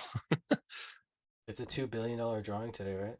Yeah, that's nuts.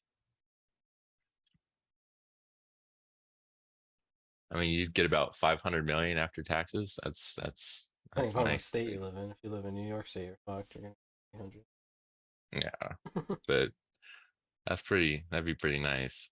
You only need $21 million to make 30. Well, it's a little bit lower now, but you'd still probably make with 30.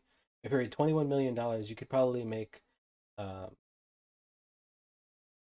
like $500 a day on interest, just letting it sit in the bank.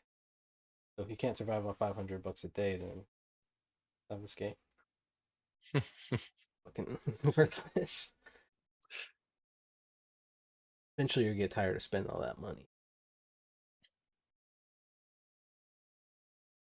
Or you'll fucking turn into a lizard.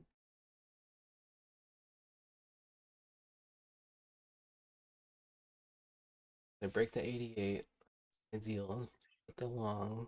Watch, see this 85 level again, see if it holds again.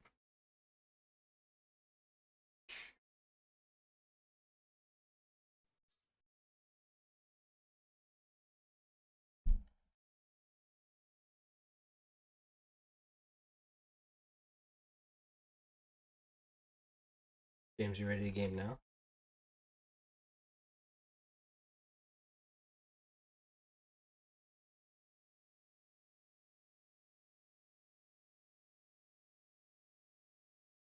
Profit taking below the VWAP here.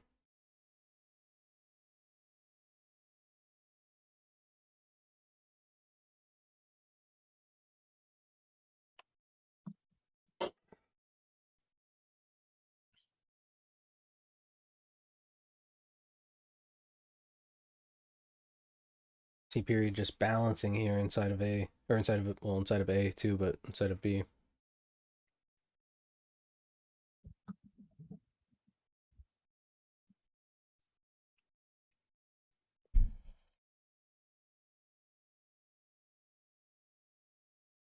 They have the dumbest fucking schedule this week for kids. My kids are at school today. They're off school tomorrow. They go to school Wednesday, and then they go to school Thursday until 10:30 in the morning. So from like 8 to 10:30. Like, what the fuck?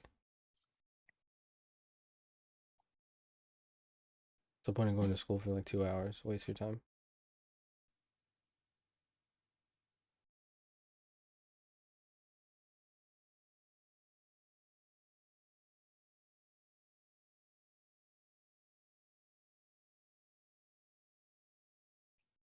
There's a meme that says Tom Brady's undefeated since getting divorced. Fucking internet's a bunch of savages.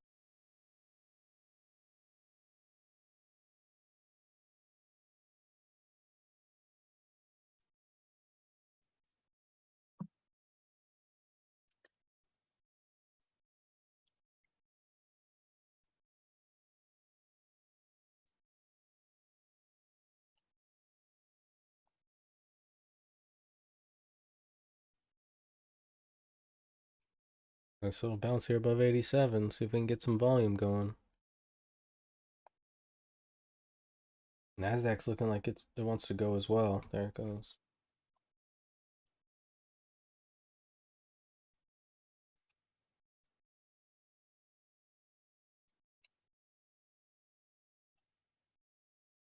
I remember this 88 level from before. This is gonna be the key level again here. Watch this, how this 88 level gets bid.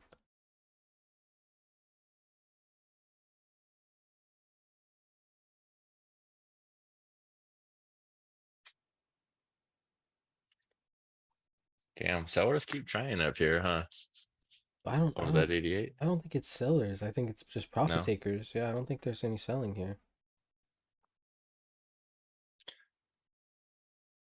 I think it's just people taking profit up here. And then if I mean, if it's just old business, that's what causes it to rotate back down. It's just all these buyers that are long down here from, below the VWAP are taking profit up here. And until a buyer steps up above the 90, this is the same level that I was talking about this morning before the market opened. Just 37. weekended buyers or what? No, just a seller trying to absorb, like from the Globex session. It's kind of in the same spot, but there's no extra buying up here either. But a seller came in around that 37.90 this morning during Globex, so you wonder maybe they're trying it again here. But it doesn't look like any selling. To me, it just looks like profit taking from, weaker handed longs.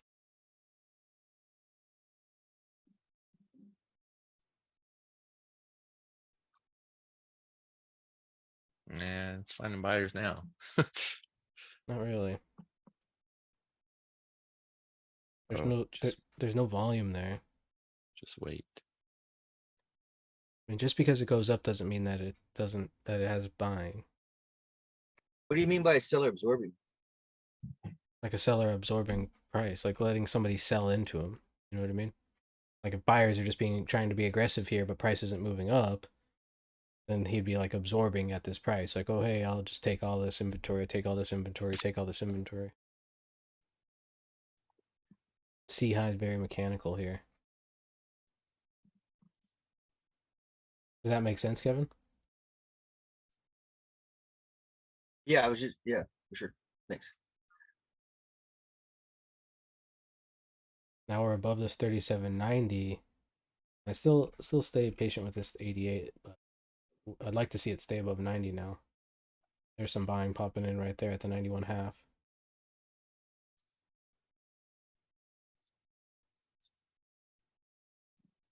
C high still mechanical, basically right on the open.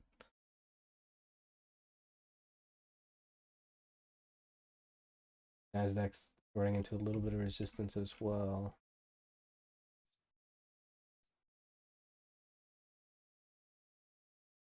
Hmm.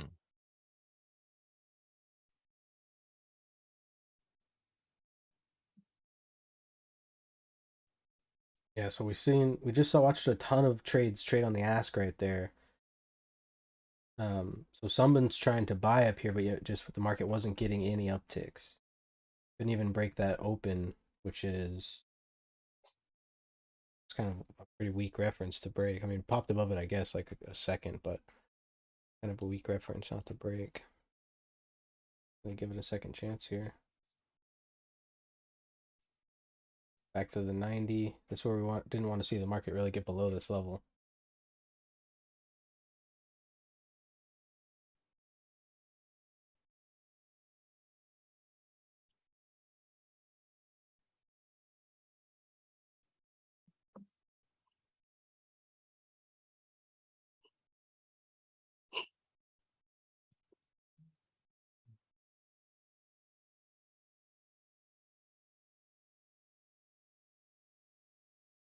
The Nasdaq pops here. Trying.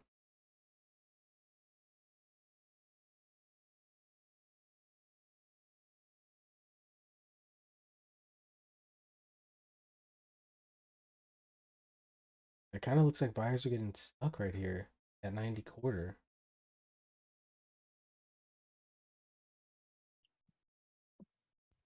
I don't have.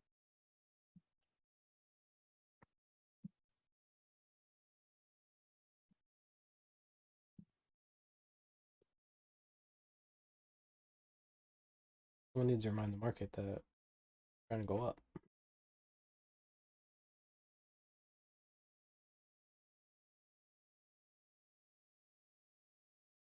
Yeah, those buyers might be stuck right there. Be careful here. 90 quarter, where we saw a lot of buying and yet the market just didn't tick up.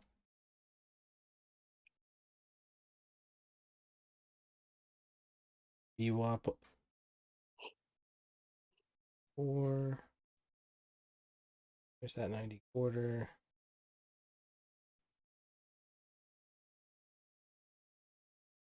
Can you look at Bitcoin and ETH when you get a chance? Oh yeah.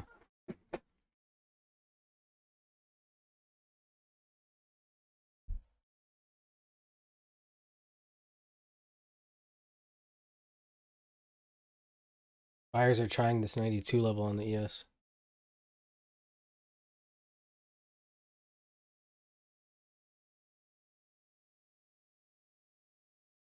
ETH still, pretty much just stuck in here. Did go up to that 200 and starting to come off here a little bit. So resistance still held that 200. Last time we looked at it, it was basically like right at the 200, I think.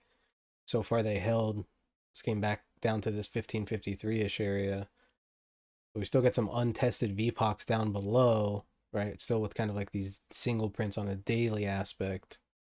So if there was a liquidation, that would be the target. So a break of probably this low here probably takes you to 1506, and a break of 1506 probably takes us, somewhere down to that 1400 level.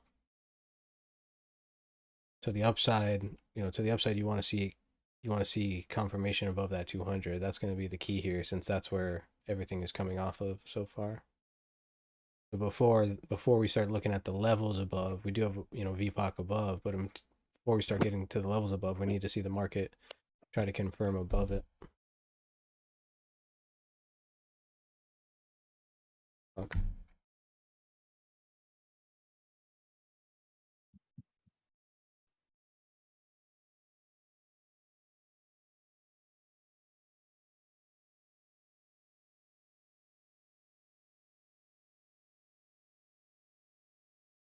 Bitcoin not really doing much here. Bitcoin's kind of right at its highs. You kind of got weak structure up here. The market looks strong. Bitcoin looks like it wants to go up as well. Just like the market looks like it wants to go up. At the 30 minutes? Yeah. What's that? I was saying if that was a 30-minute screen of the daily. Oh yeah, this is a 30 30 minute. Yeah, 30 minute.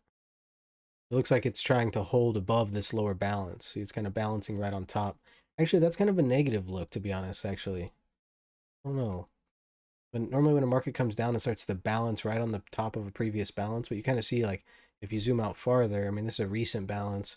But, I mean, this is kind of a big balance area here. I would say look for acceptance below that, basically that 21,000. Acceptance below that 21,000 really can be sold off to target back down to the 20,000. And then above that 21,000, that's when you'll probably start to see a lot of shorts cover more and probably get up here to this almost 22-ish area. 200 SMA still up to like 24,000. So You're saying a balance above a balance is not a good sign? no, Is it, not normally. No. If you're balancing, like let's say the market, so if you're the market moves down and balances right on top of a previous balance, there's good odds that it breaks into the balance. Because that would be like, not enough short covering or no buying. Because if there was buying here or short or strong short covering, the market would bounce. But since it's just kind of sitting or balancing right above a previous balance, it's more of just like an accumulation look before it just smacks down lower.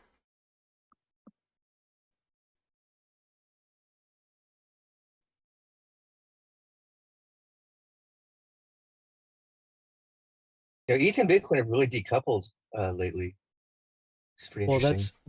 that's kind of like my thesis, thinking like if crypto's not selling off, then the market's not going to sell off because there's not enough money in crypto to just hold up. So people are still being risk on, which means they're not selling equities. They're not really buying equities either, but they're not selling equities. And it looks like where most of the risk is going is into the crypto space. So until we start seeing risk come out of the crypto space, we kind of have to remain a little bit bullish on the market, in my opinion, until the market really kind of confirms anything that it wants to go down. It has.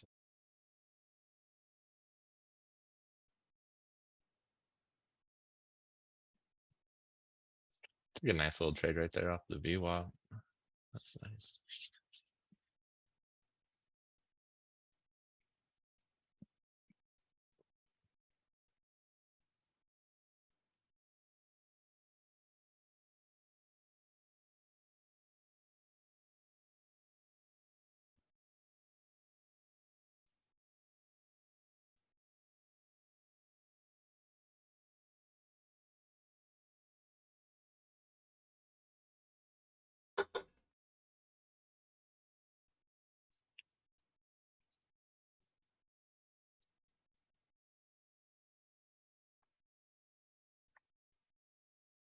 Look at the tick here.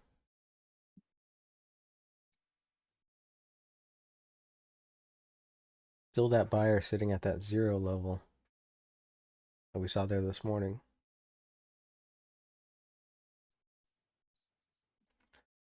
It just seems like kind of a neutral market day. I mean, we got IT sector trying to go green here and healthcare is green. So that's a fairly big percentage of the market that's green, the top two sectors.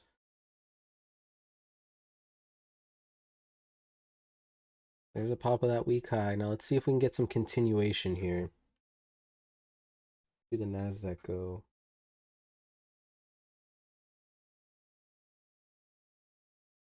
We're popping that 600 mark, but still weak high again.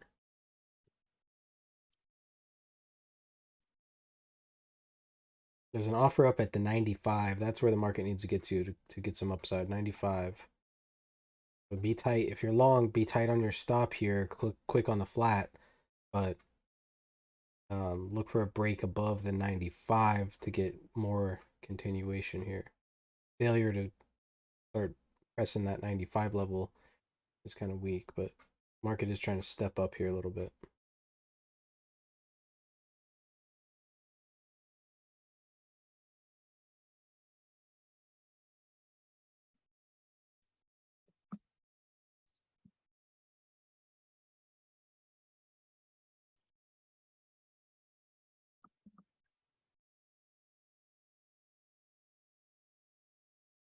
I'm looking at a 15-minute. Looks like it's again about ready to take off.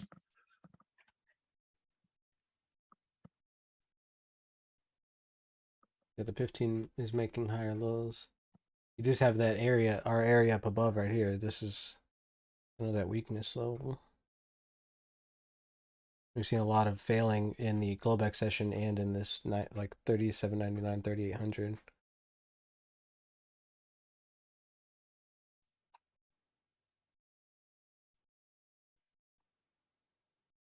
I just want to see this offer get lifted on this 95. See them short cover this thing back up to the 00.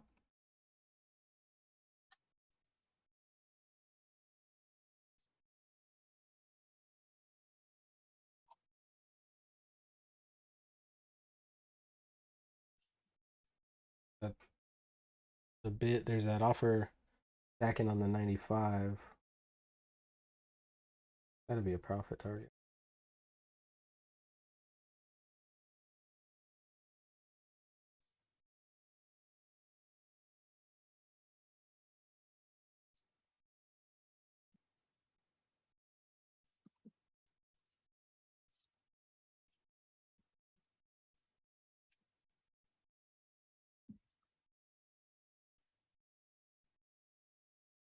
Offers getting filled up here, 95. Come on. 596.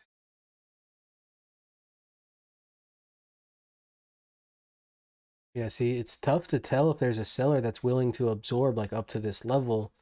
Because there's not a ton of volume trading up here. Because the bid on 95 is only 172. That's not very much.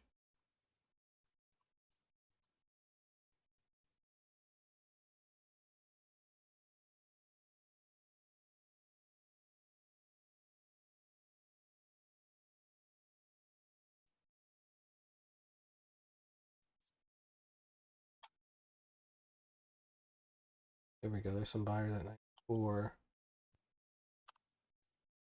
Market needs to stay above 94 now.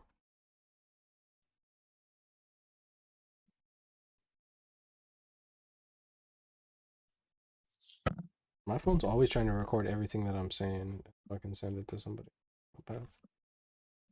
Oh, are you talking? Let me just record this and type it up.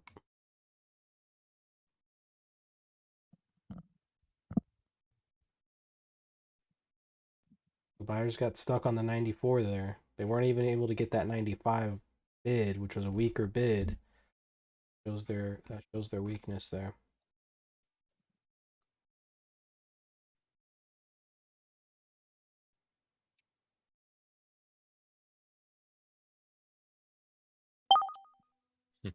Wah, wah, wah. Yeah. Now we're I'm back really into glad. the no I'm man's really land. glad. Really glad I wasn't in the trade right there, because once we broke that 95 or like touched that 95, I was getting ready to go long. I was like, just be patient. Be patient. Yeah, careful on a day where there's kind of a lack of conviction to do any breakout trading. Mm-hmm.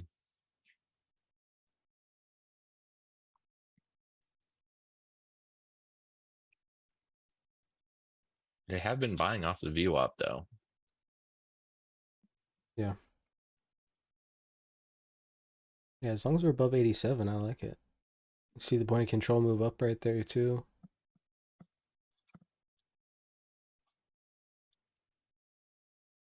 Nice, Dad. Did pretty well. Are you up 70 points?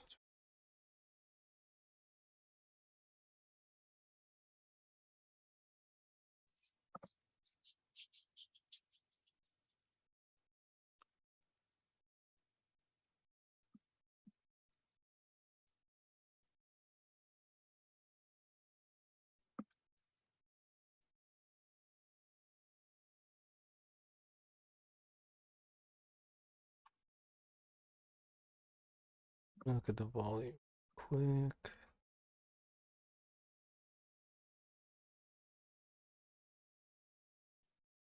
Still 21% difference in volume, so volume's just basically non-existent.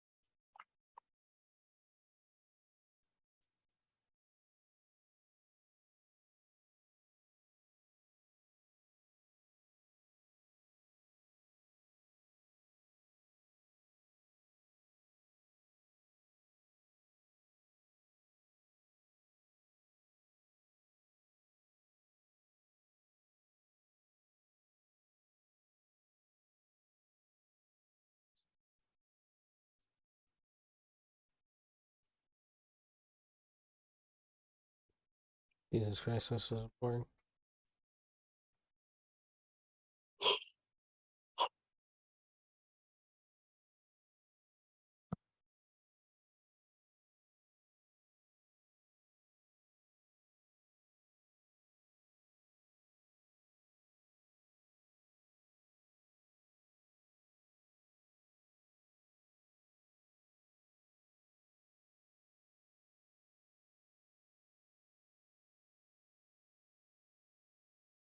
If we hold the uptrend, that VWAP's down there 37.84.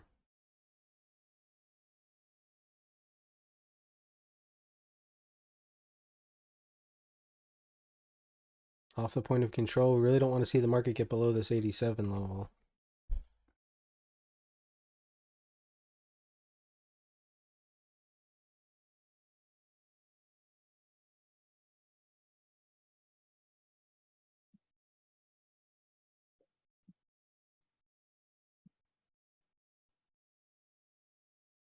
The offer's moving down here.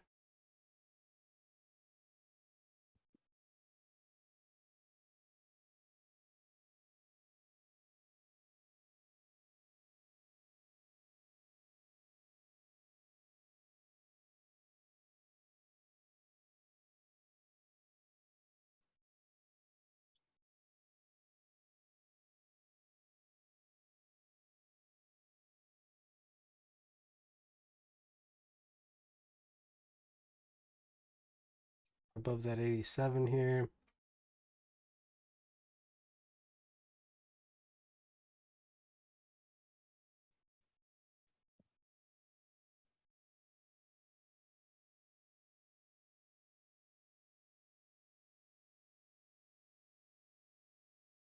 Back above the 87. So here we can talk about this next trade that's about to come up. Okay, the 85 market's getting stuck too short here. Pop this 87, hold the 87, stops 85, target the open. Like, let it try this 85 one more time. If it can't get below that 85, and it gets above the 87, then you be good. Okay, so there goes the look below 85. Look for it to hold below 85. If it can't hold below 85, then we can get on board with this.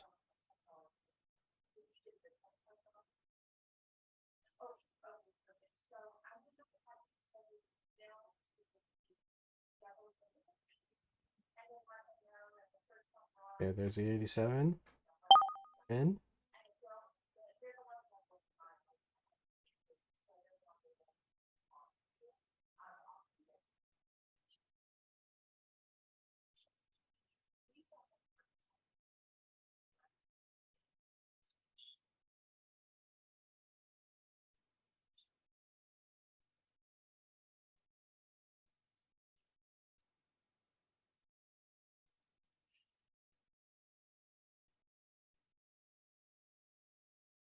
market's starting to feel heavy.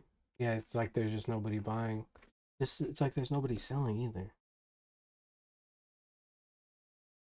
And every time there is selling, it's like they just get nothing. But here's more selling here at 86.50.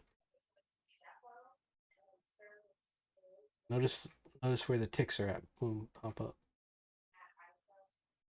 See that? Every time they just like try to sell, they get someone just like, ha, got your bit.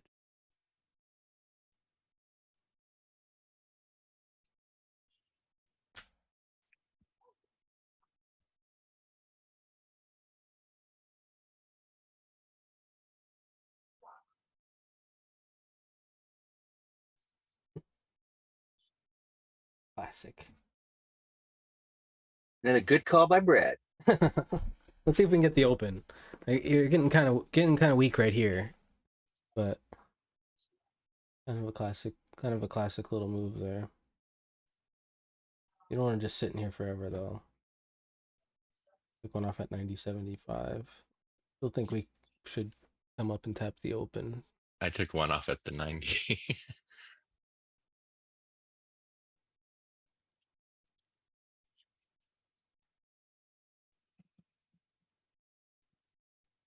Thanks, Roach.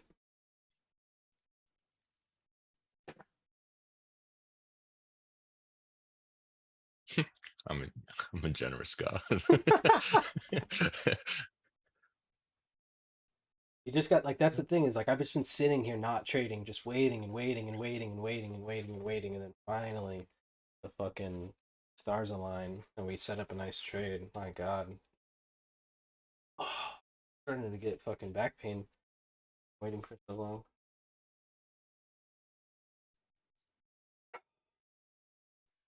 Now the seller just needs to get the fuck out of here in this 92. Someone just selling the open here on a rotational day. That's not a bad idea, but sometimes it's just a little overdone. I'm feeling that it's a little overdone. Time to pop this boy out of the oven. Time to give him a whoop.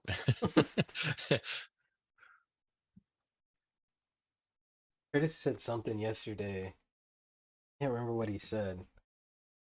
Some smart ass comment, like some like real slick shit, right? He's a funny kid, and I was like, yeah, I was like, but then if you did that, I'd have to break my hand on your ass, and he like looked at Margaret like, back me up, mom. Margaret's like, You gonna let him talk to me like that? yeah, he did. He's like, come on, mom. He's like, this is how he talks to me when we're not around. Margaret's just like, Hey, well, there's a funny line where a little kid says to his mom, "Are you going to believe me, your own flesh and blood, or some stranger you married?" That's good.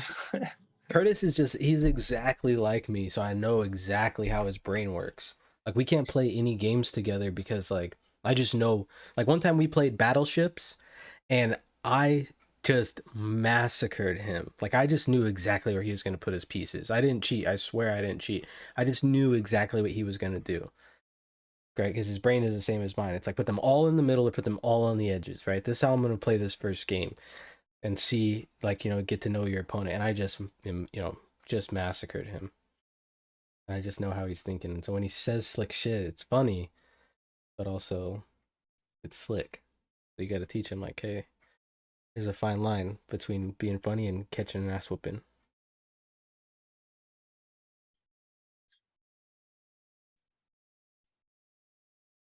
Maya got her power cord taken away this weekend, too.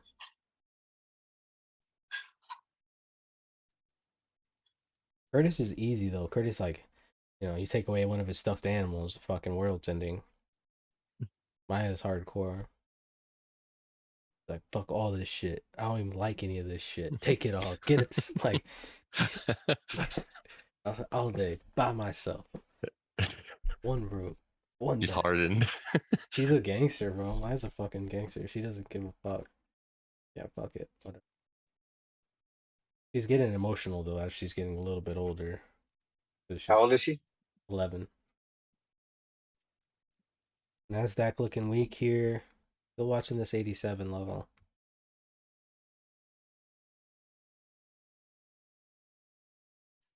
If Maya can get aggression towards other kids, not just her brother, she's gonna be good basketball player. She can dribble really well for 11 years old. She puts in a lot of work though. She's always got the YouTube going in the garage and just fucking.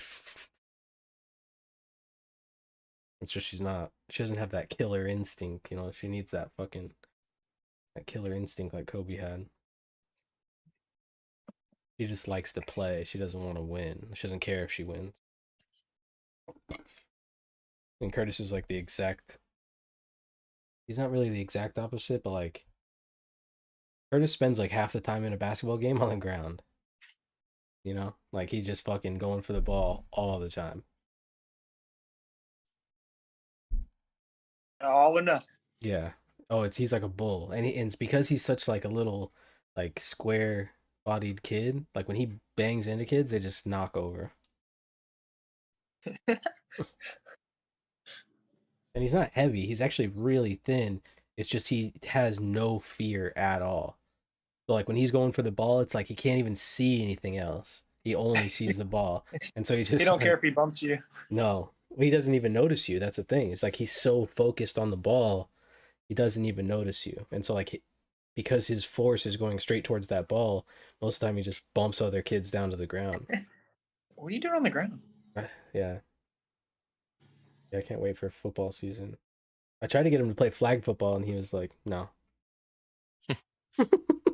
He's like, I want to hit kid. He said no. Yeah, he's like, "There's no tackle."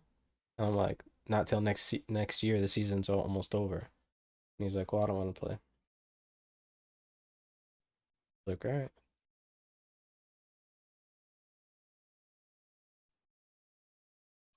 I was like, "You could be great." I played flag football when I was a little kid. I had a nickname, Mr. Big Catch. Remember that, Dad? I haven't got a fucking like a certificate with that on it.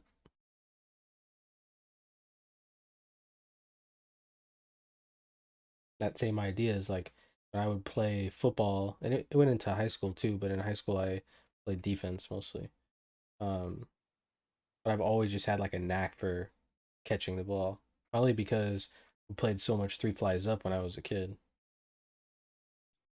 You guys play that game before? I've never heard of that. Three flies I up? heard of it. So like you get a circle of people, right? And then somebody throws the ball like as high as they can, and then the circle of people are like kind of, you know, like boxing each other out, trying to go up and catch the ball. First person to catch the ball 3 times becomes the thrower, and then it kind of just rotates like that. We played that game with lawn darts. Yeah, me too. Camping. That show was fun as fuck. With we had like these dragonfly things, the same thing though. But this game was fucking keeps you focused on the ball. All right, here we go. Let's pop this open. Today's been a good day, Brad. I almost hit my goal, and the bit largest trade I took today was 2 lots, Crazy And what that was can only- happen when you stay patient. and that was only one. And every other trade has been a 1 lot trade.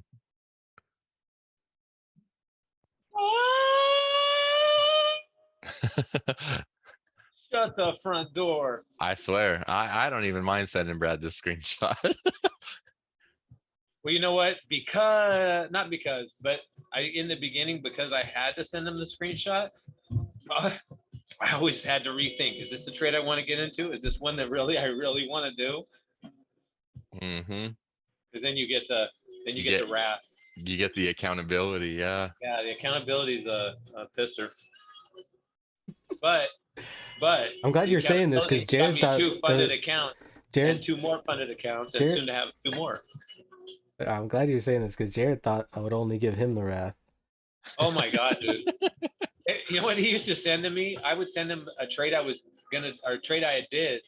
had done, and he would send to me back, "Why did you get into the trade?" And I'm thinking, "Oh shit! Now I got to explain everything." Oh, write it down, bro.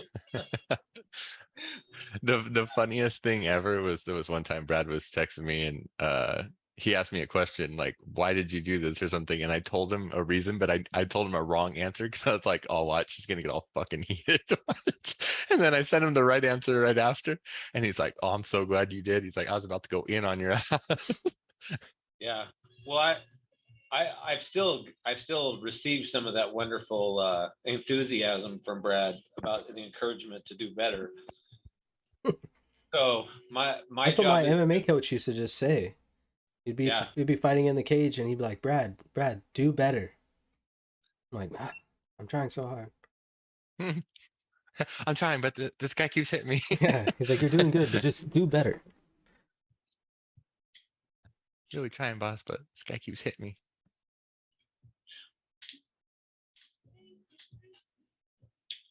we know Stacy started doing trades on the ES and or the MES, I don't know which one, and he was doing the trades, and I was asking him to explain to me because I just wanted to hear it one time, because when he gives an explanation, it's never quick and easy.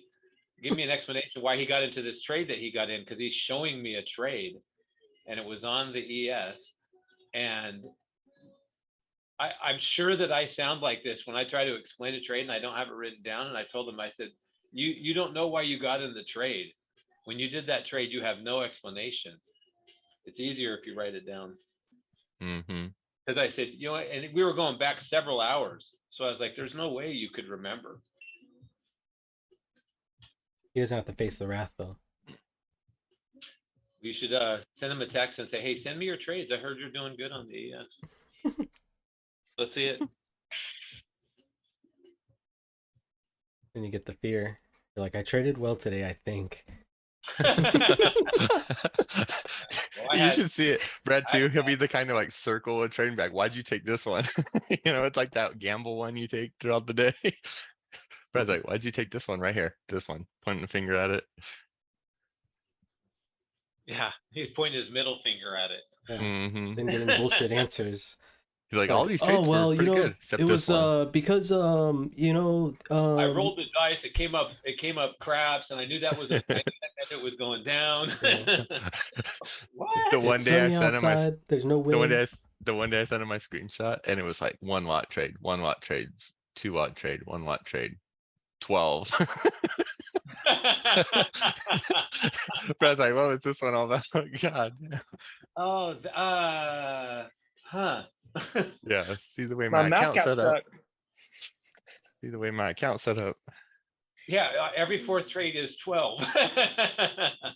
Mm-hmm. Oh, that's too funny. Dude, I traded either 2 lots or 1 lot, but only on the MES. I'm done with the ES for a while because I do so well not having that stress of having 1 lot on the ES. And then if I want to split it up, I can. Yeah. All right, so they took out the bid on the 95 here. Now watch to see acceptance above this 95. That's where that bid was at. So if buyers really need to step up above this level, they came up, they took the offer, excuse me, not the bid. They came up and got the offer. So they put these people in the market. If they fail to get buying above the 95, that's really just going to keep us in balance here. And rotate back down, which is yes. There. Long late 93 to 96 scalp. Nice. Yeah, I mean 95. We want to see acceptance above this 95 should be good to go for the height. For the height, the height. But I really 38. Where do you see the stops on the way up? Just curious. The stops are always right above every previous period, so they're stops above B. Well, I mean above B. I have a feeling that Oh, or the E is probably going to pop there's gonna B-ish. there's gonna be a lot of stops right here at the previous day's high, that 38.05. If the market can get up there, that'll be an impulse area, and what we should see is the singles close right away, retest, hold the previous day as these short-term sellers from overnight became buyers. We want to see them turn to buyers, and that should take us above this 50 SMA, and then that could really start unleashing some upside. But It's interesting over the entire time of today, we've just made higher lows. I mean, not anything earth-shatteringly crazy high, but just higher lows. you mean lower It's highs? been basically ranging. Oh, higher lows. Yeah, okay. No, yeah, higher yeah. lows. Yeah, higher lows. Yeah. Pretty much every, I mean, the higher highs hasn't necessarily formulated, but I mean, we obviously broke the C high, Yeah. but like, but yeah, I haven't, it's kind of an interesting day. Yeah, and we haven't broken a low at all. Right, exactly. Yeah. Which I find interesting. Particularly on a weekday like today, I would have expected it to either everything to range or consolidate, but not necessarily to pop one side or versus the other without actually a little bit more movement. So it seems like it's just crazy weak volume, which I think you were saying. Yeah, the volume's 25% like, less. yeah, it's like I think the last period was like 21% less. Yeah, that would explain it. So anyway, cool. Thanks. Nasdaq is coming up to resistance as well right here, but pretty Nice. good. Well, I got to call it a day, Brad. I just hit my goal. Okay. What's your goal, Jared? $1,000 a day. Terrible goal. I know. You're only trading on the ES. Yeah. He's not man enough. Do you to trade trade on the both MES. directions or did you? Mostly all longs today. Got it. Yeah, it seems I- like that would have been the winning bet for sure. I did catch one short, but almost all longs.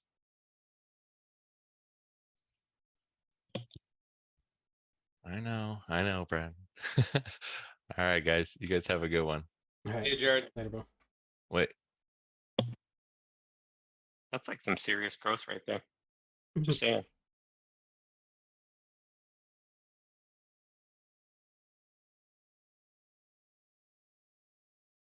Breath is picking up here a little bit. Sector's starting to go green here.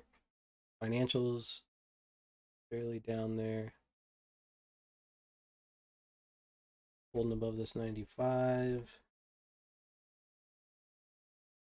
Target here should be the 3805.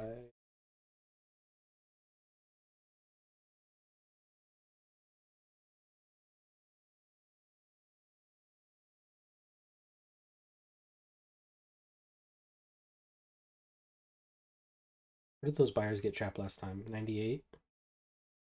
Yeah, 90.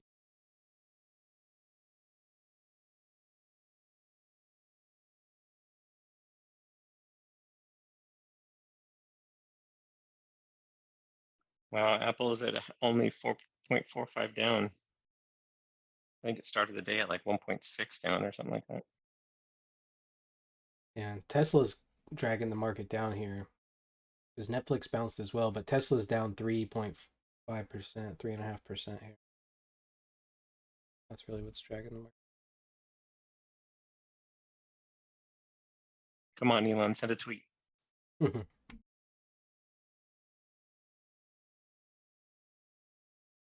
it looks like the breath is working now.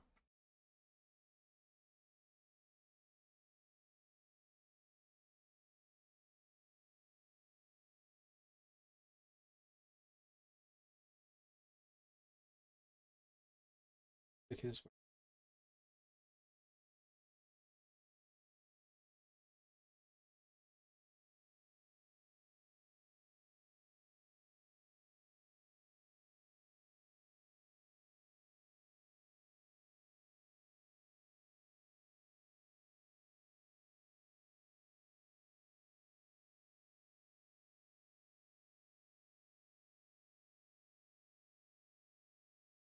decent response here underneath of this little balance on the high of this.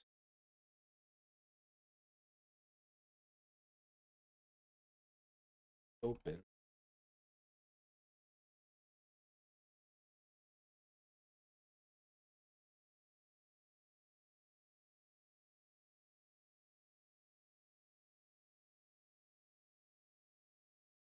Need to pop 9 here.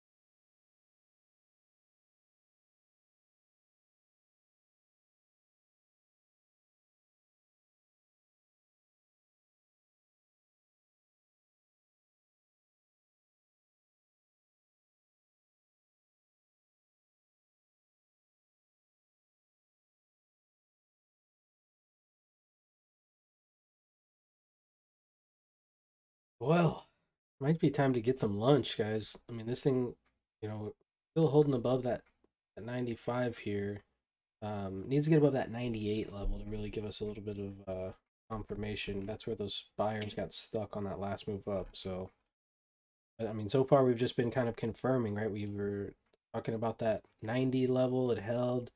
Well, first we talked about 87, but then 90 held. Now we're talking about 95 here. I'd like to see it hold 95 and then go up there and get those orders up above 98. Above that should take us to the 3805 on.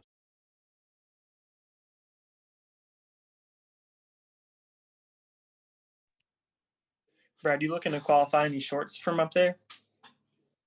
Not really. Today I'm kind of thinking of more responsive longs, or responsive shorts if we get below to this lower distribution. sellers just haven't been very convincing.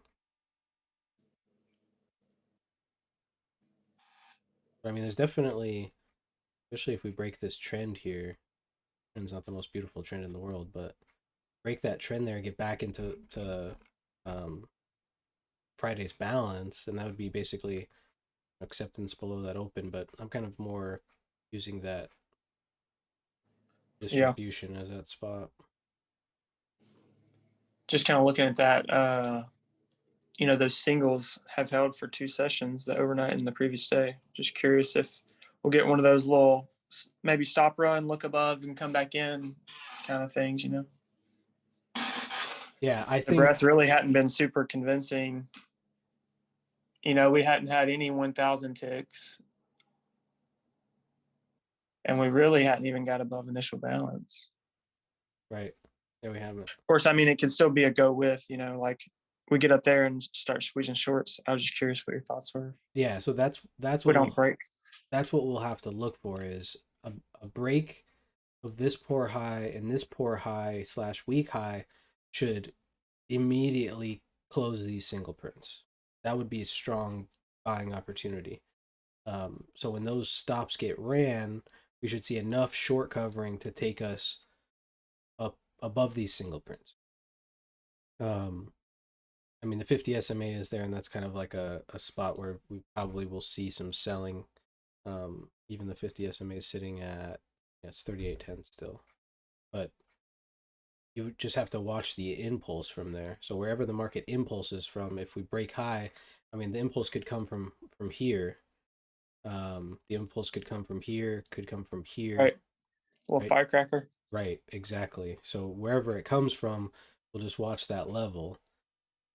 I kind of have a feeling that we're going to see that level be 3802. That's kind of where I think that level's at, 3802. I think this is where we're going to see give up here. It's going to cause the pop. That'll cause the give up.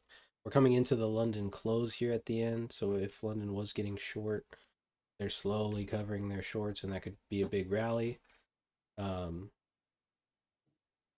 It's just such a weak reference, and we're just so close to it. I feel like it has to test, and then we'll just watch that impulse wherever it comes. But I think um, you're right on the spot, at least by like use it thinking like that, thinking like, okay, this is an area where I'll have an opportunity to qualify a long or a short. I think Right. that's a perfect thought process. Or if you're in a long already, take some off right there. Right, Right. exactly. Yep. Yeah, even before that area, before those single prints, you're getting greedy. Yeah. Yeah, I'd probably 804 just to be safe. Yeah. Yeah, just because you never know if those sellers, especially short-term sellers, are in the market today. If they're just sitting on that 50 SMA and it doesn't quite get up there, they could hammer it down fast and push it back down.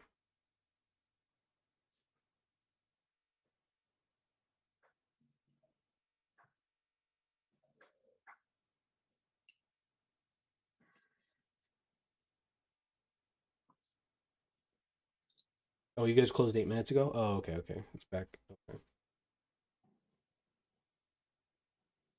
Yeah, I guess when we moved back, maybe it equaled it back out. I hate all that stuff. Trying to keep up with everything.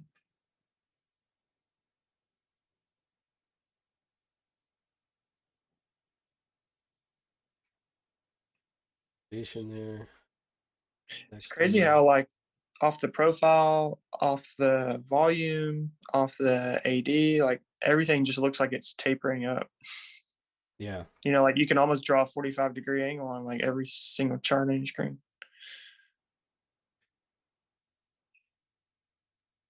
It just looks like there's just no big players in the market today.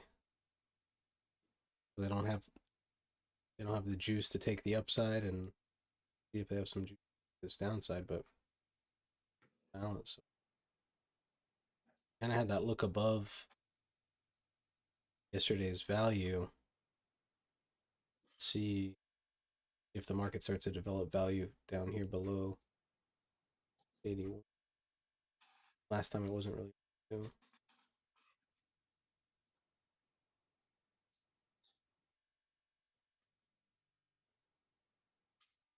But I think I'm gonna call it here, guys. It's about 11:41. Getting kind of hungry. I'm gonna eat some. Getting some liquidation here. Apple. F7, you gonna come back on later or no? I'll be in. I'll jump into the trade room. You guys are in the trade room. I'm just gonna go on.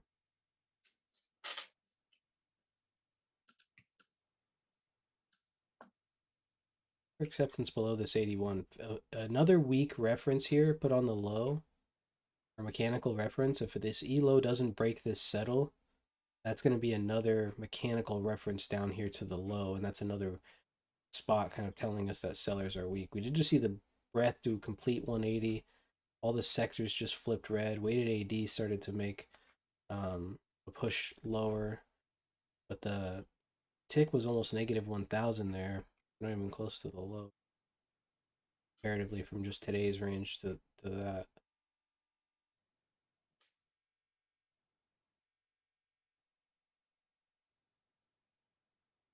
So still just kind of untrusting of any sellers here. Oh, there's some selling right there. They're on the 82. Down to. There's a bid on the 80, 200 lots.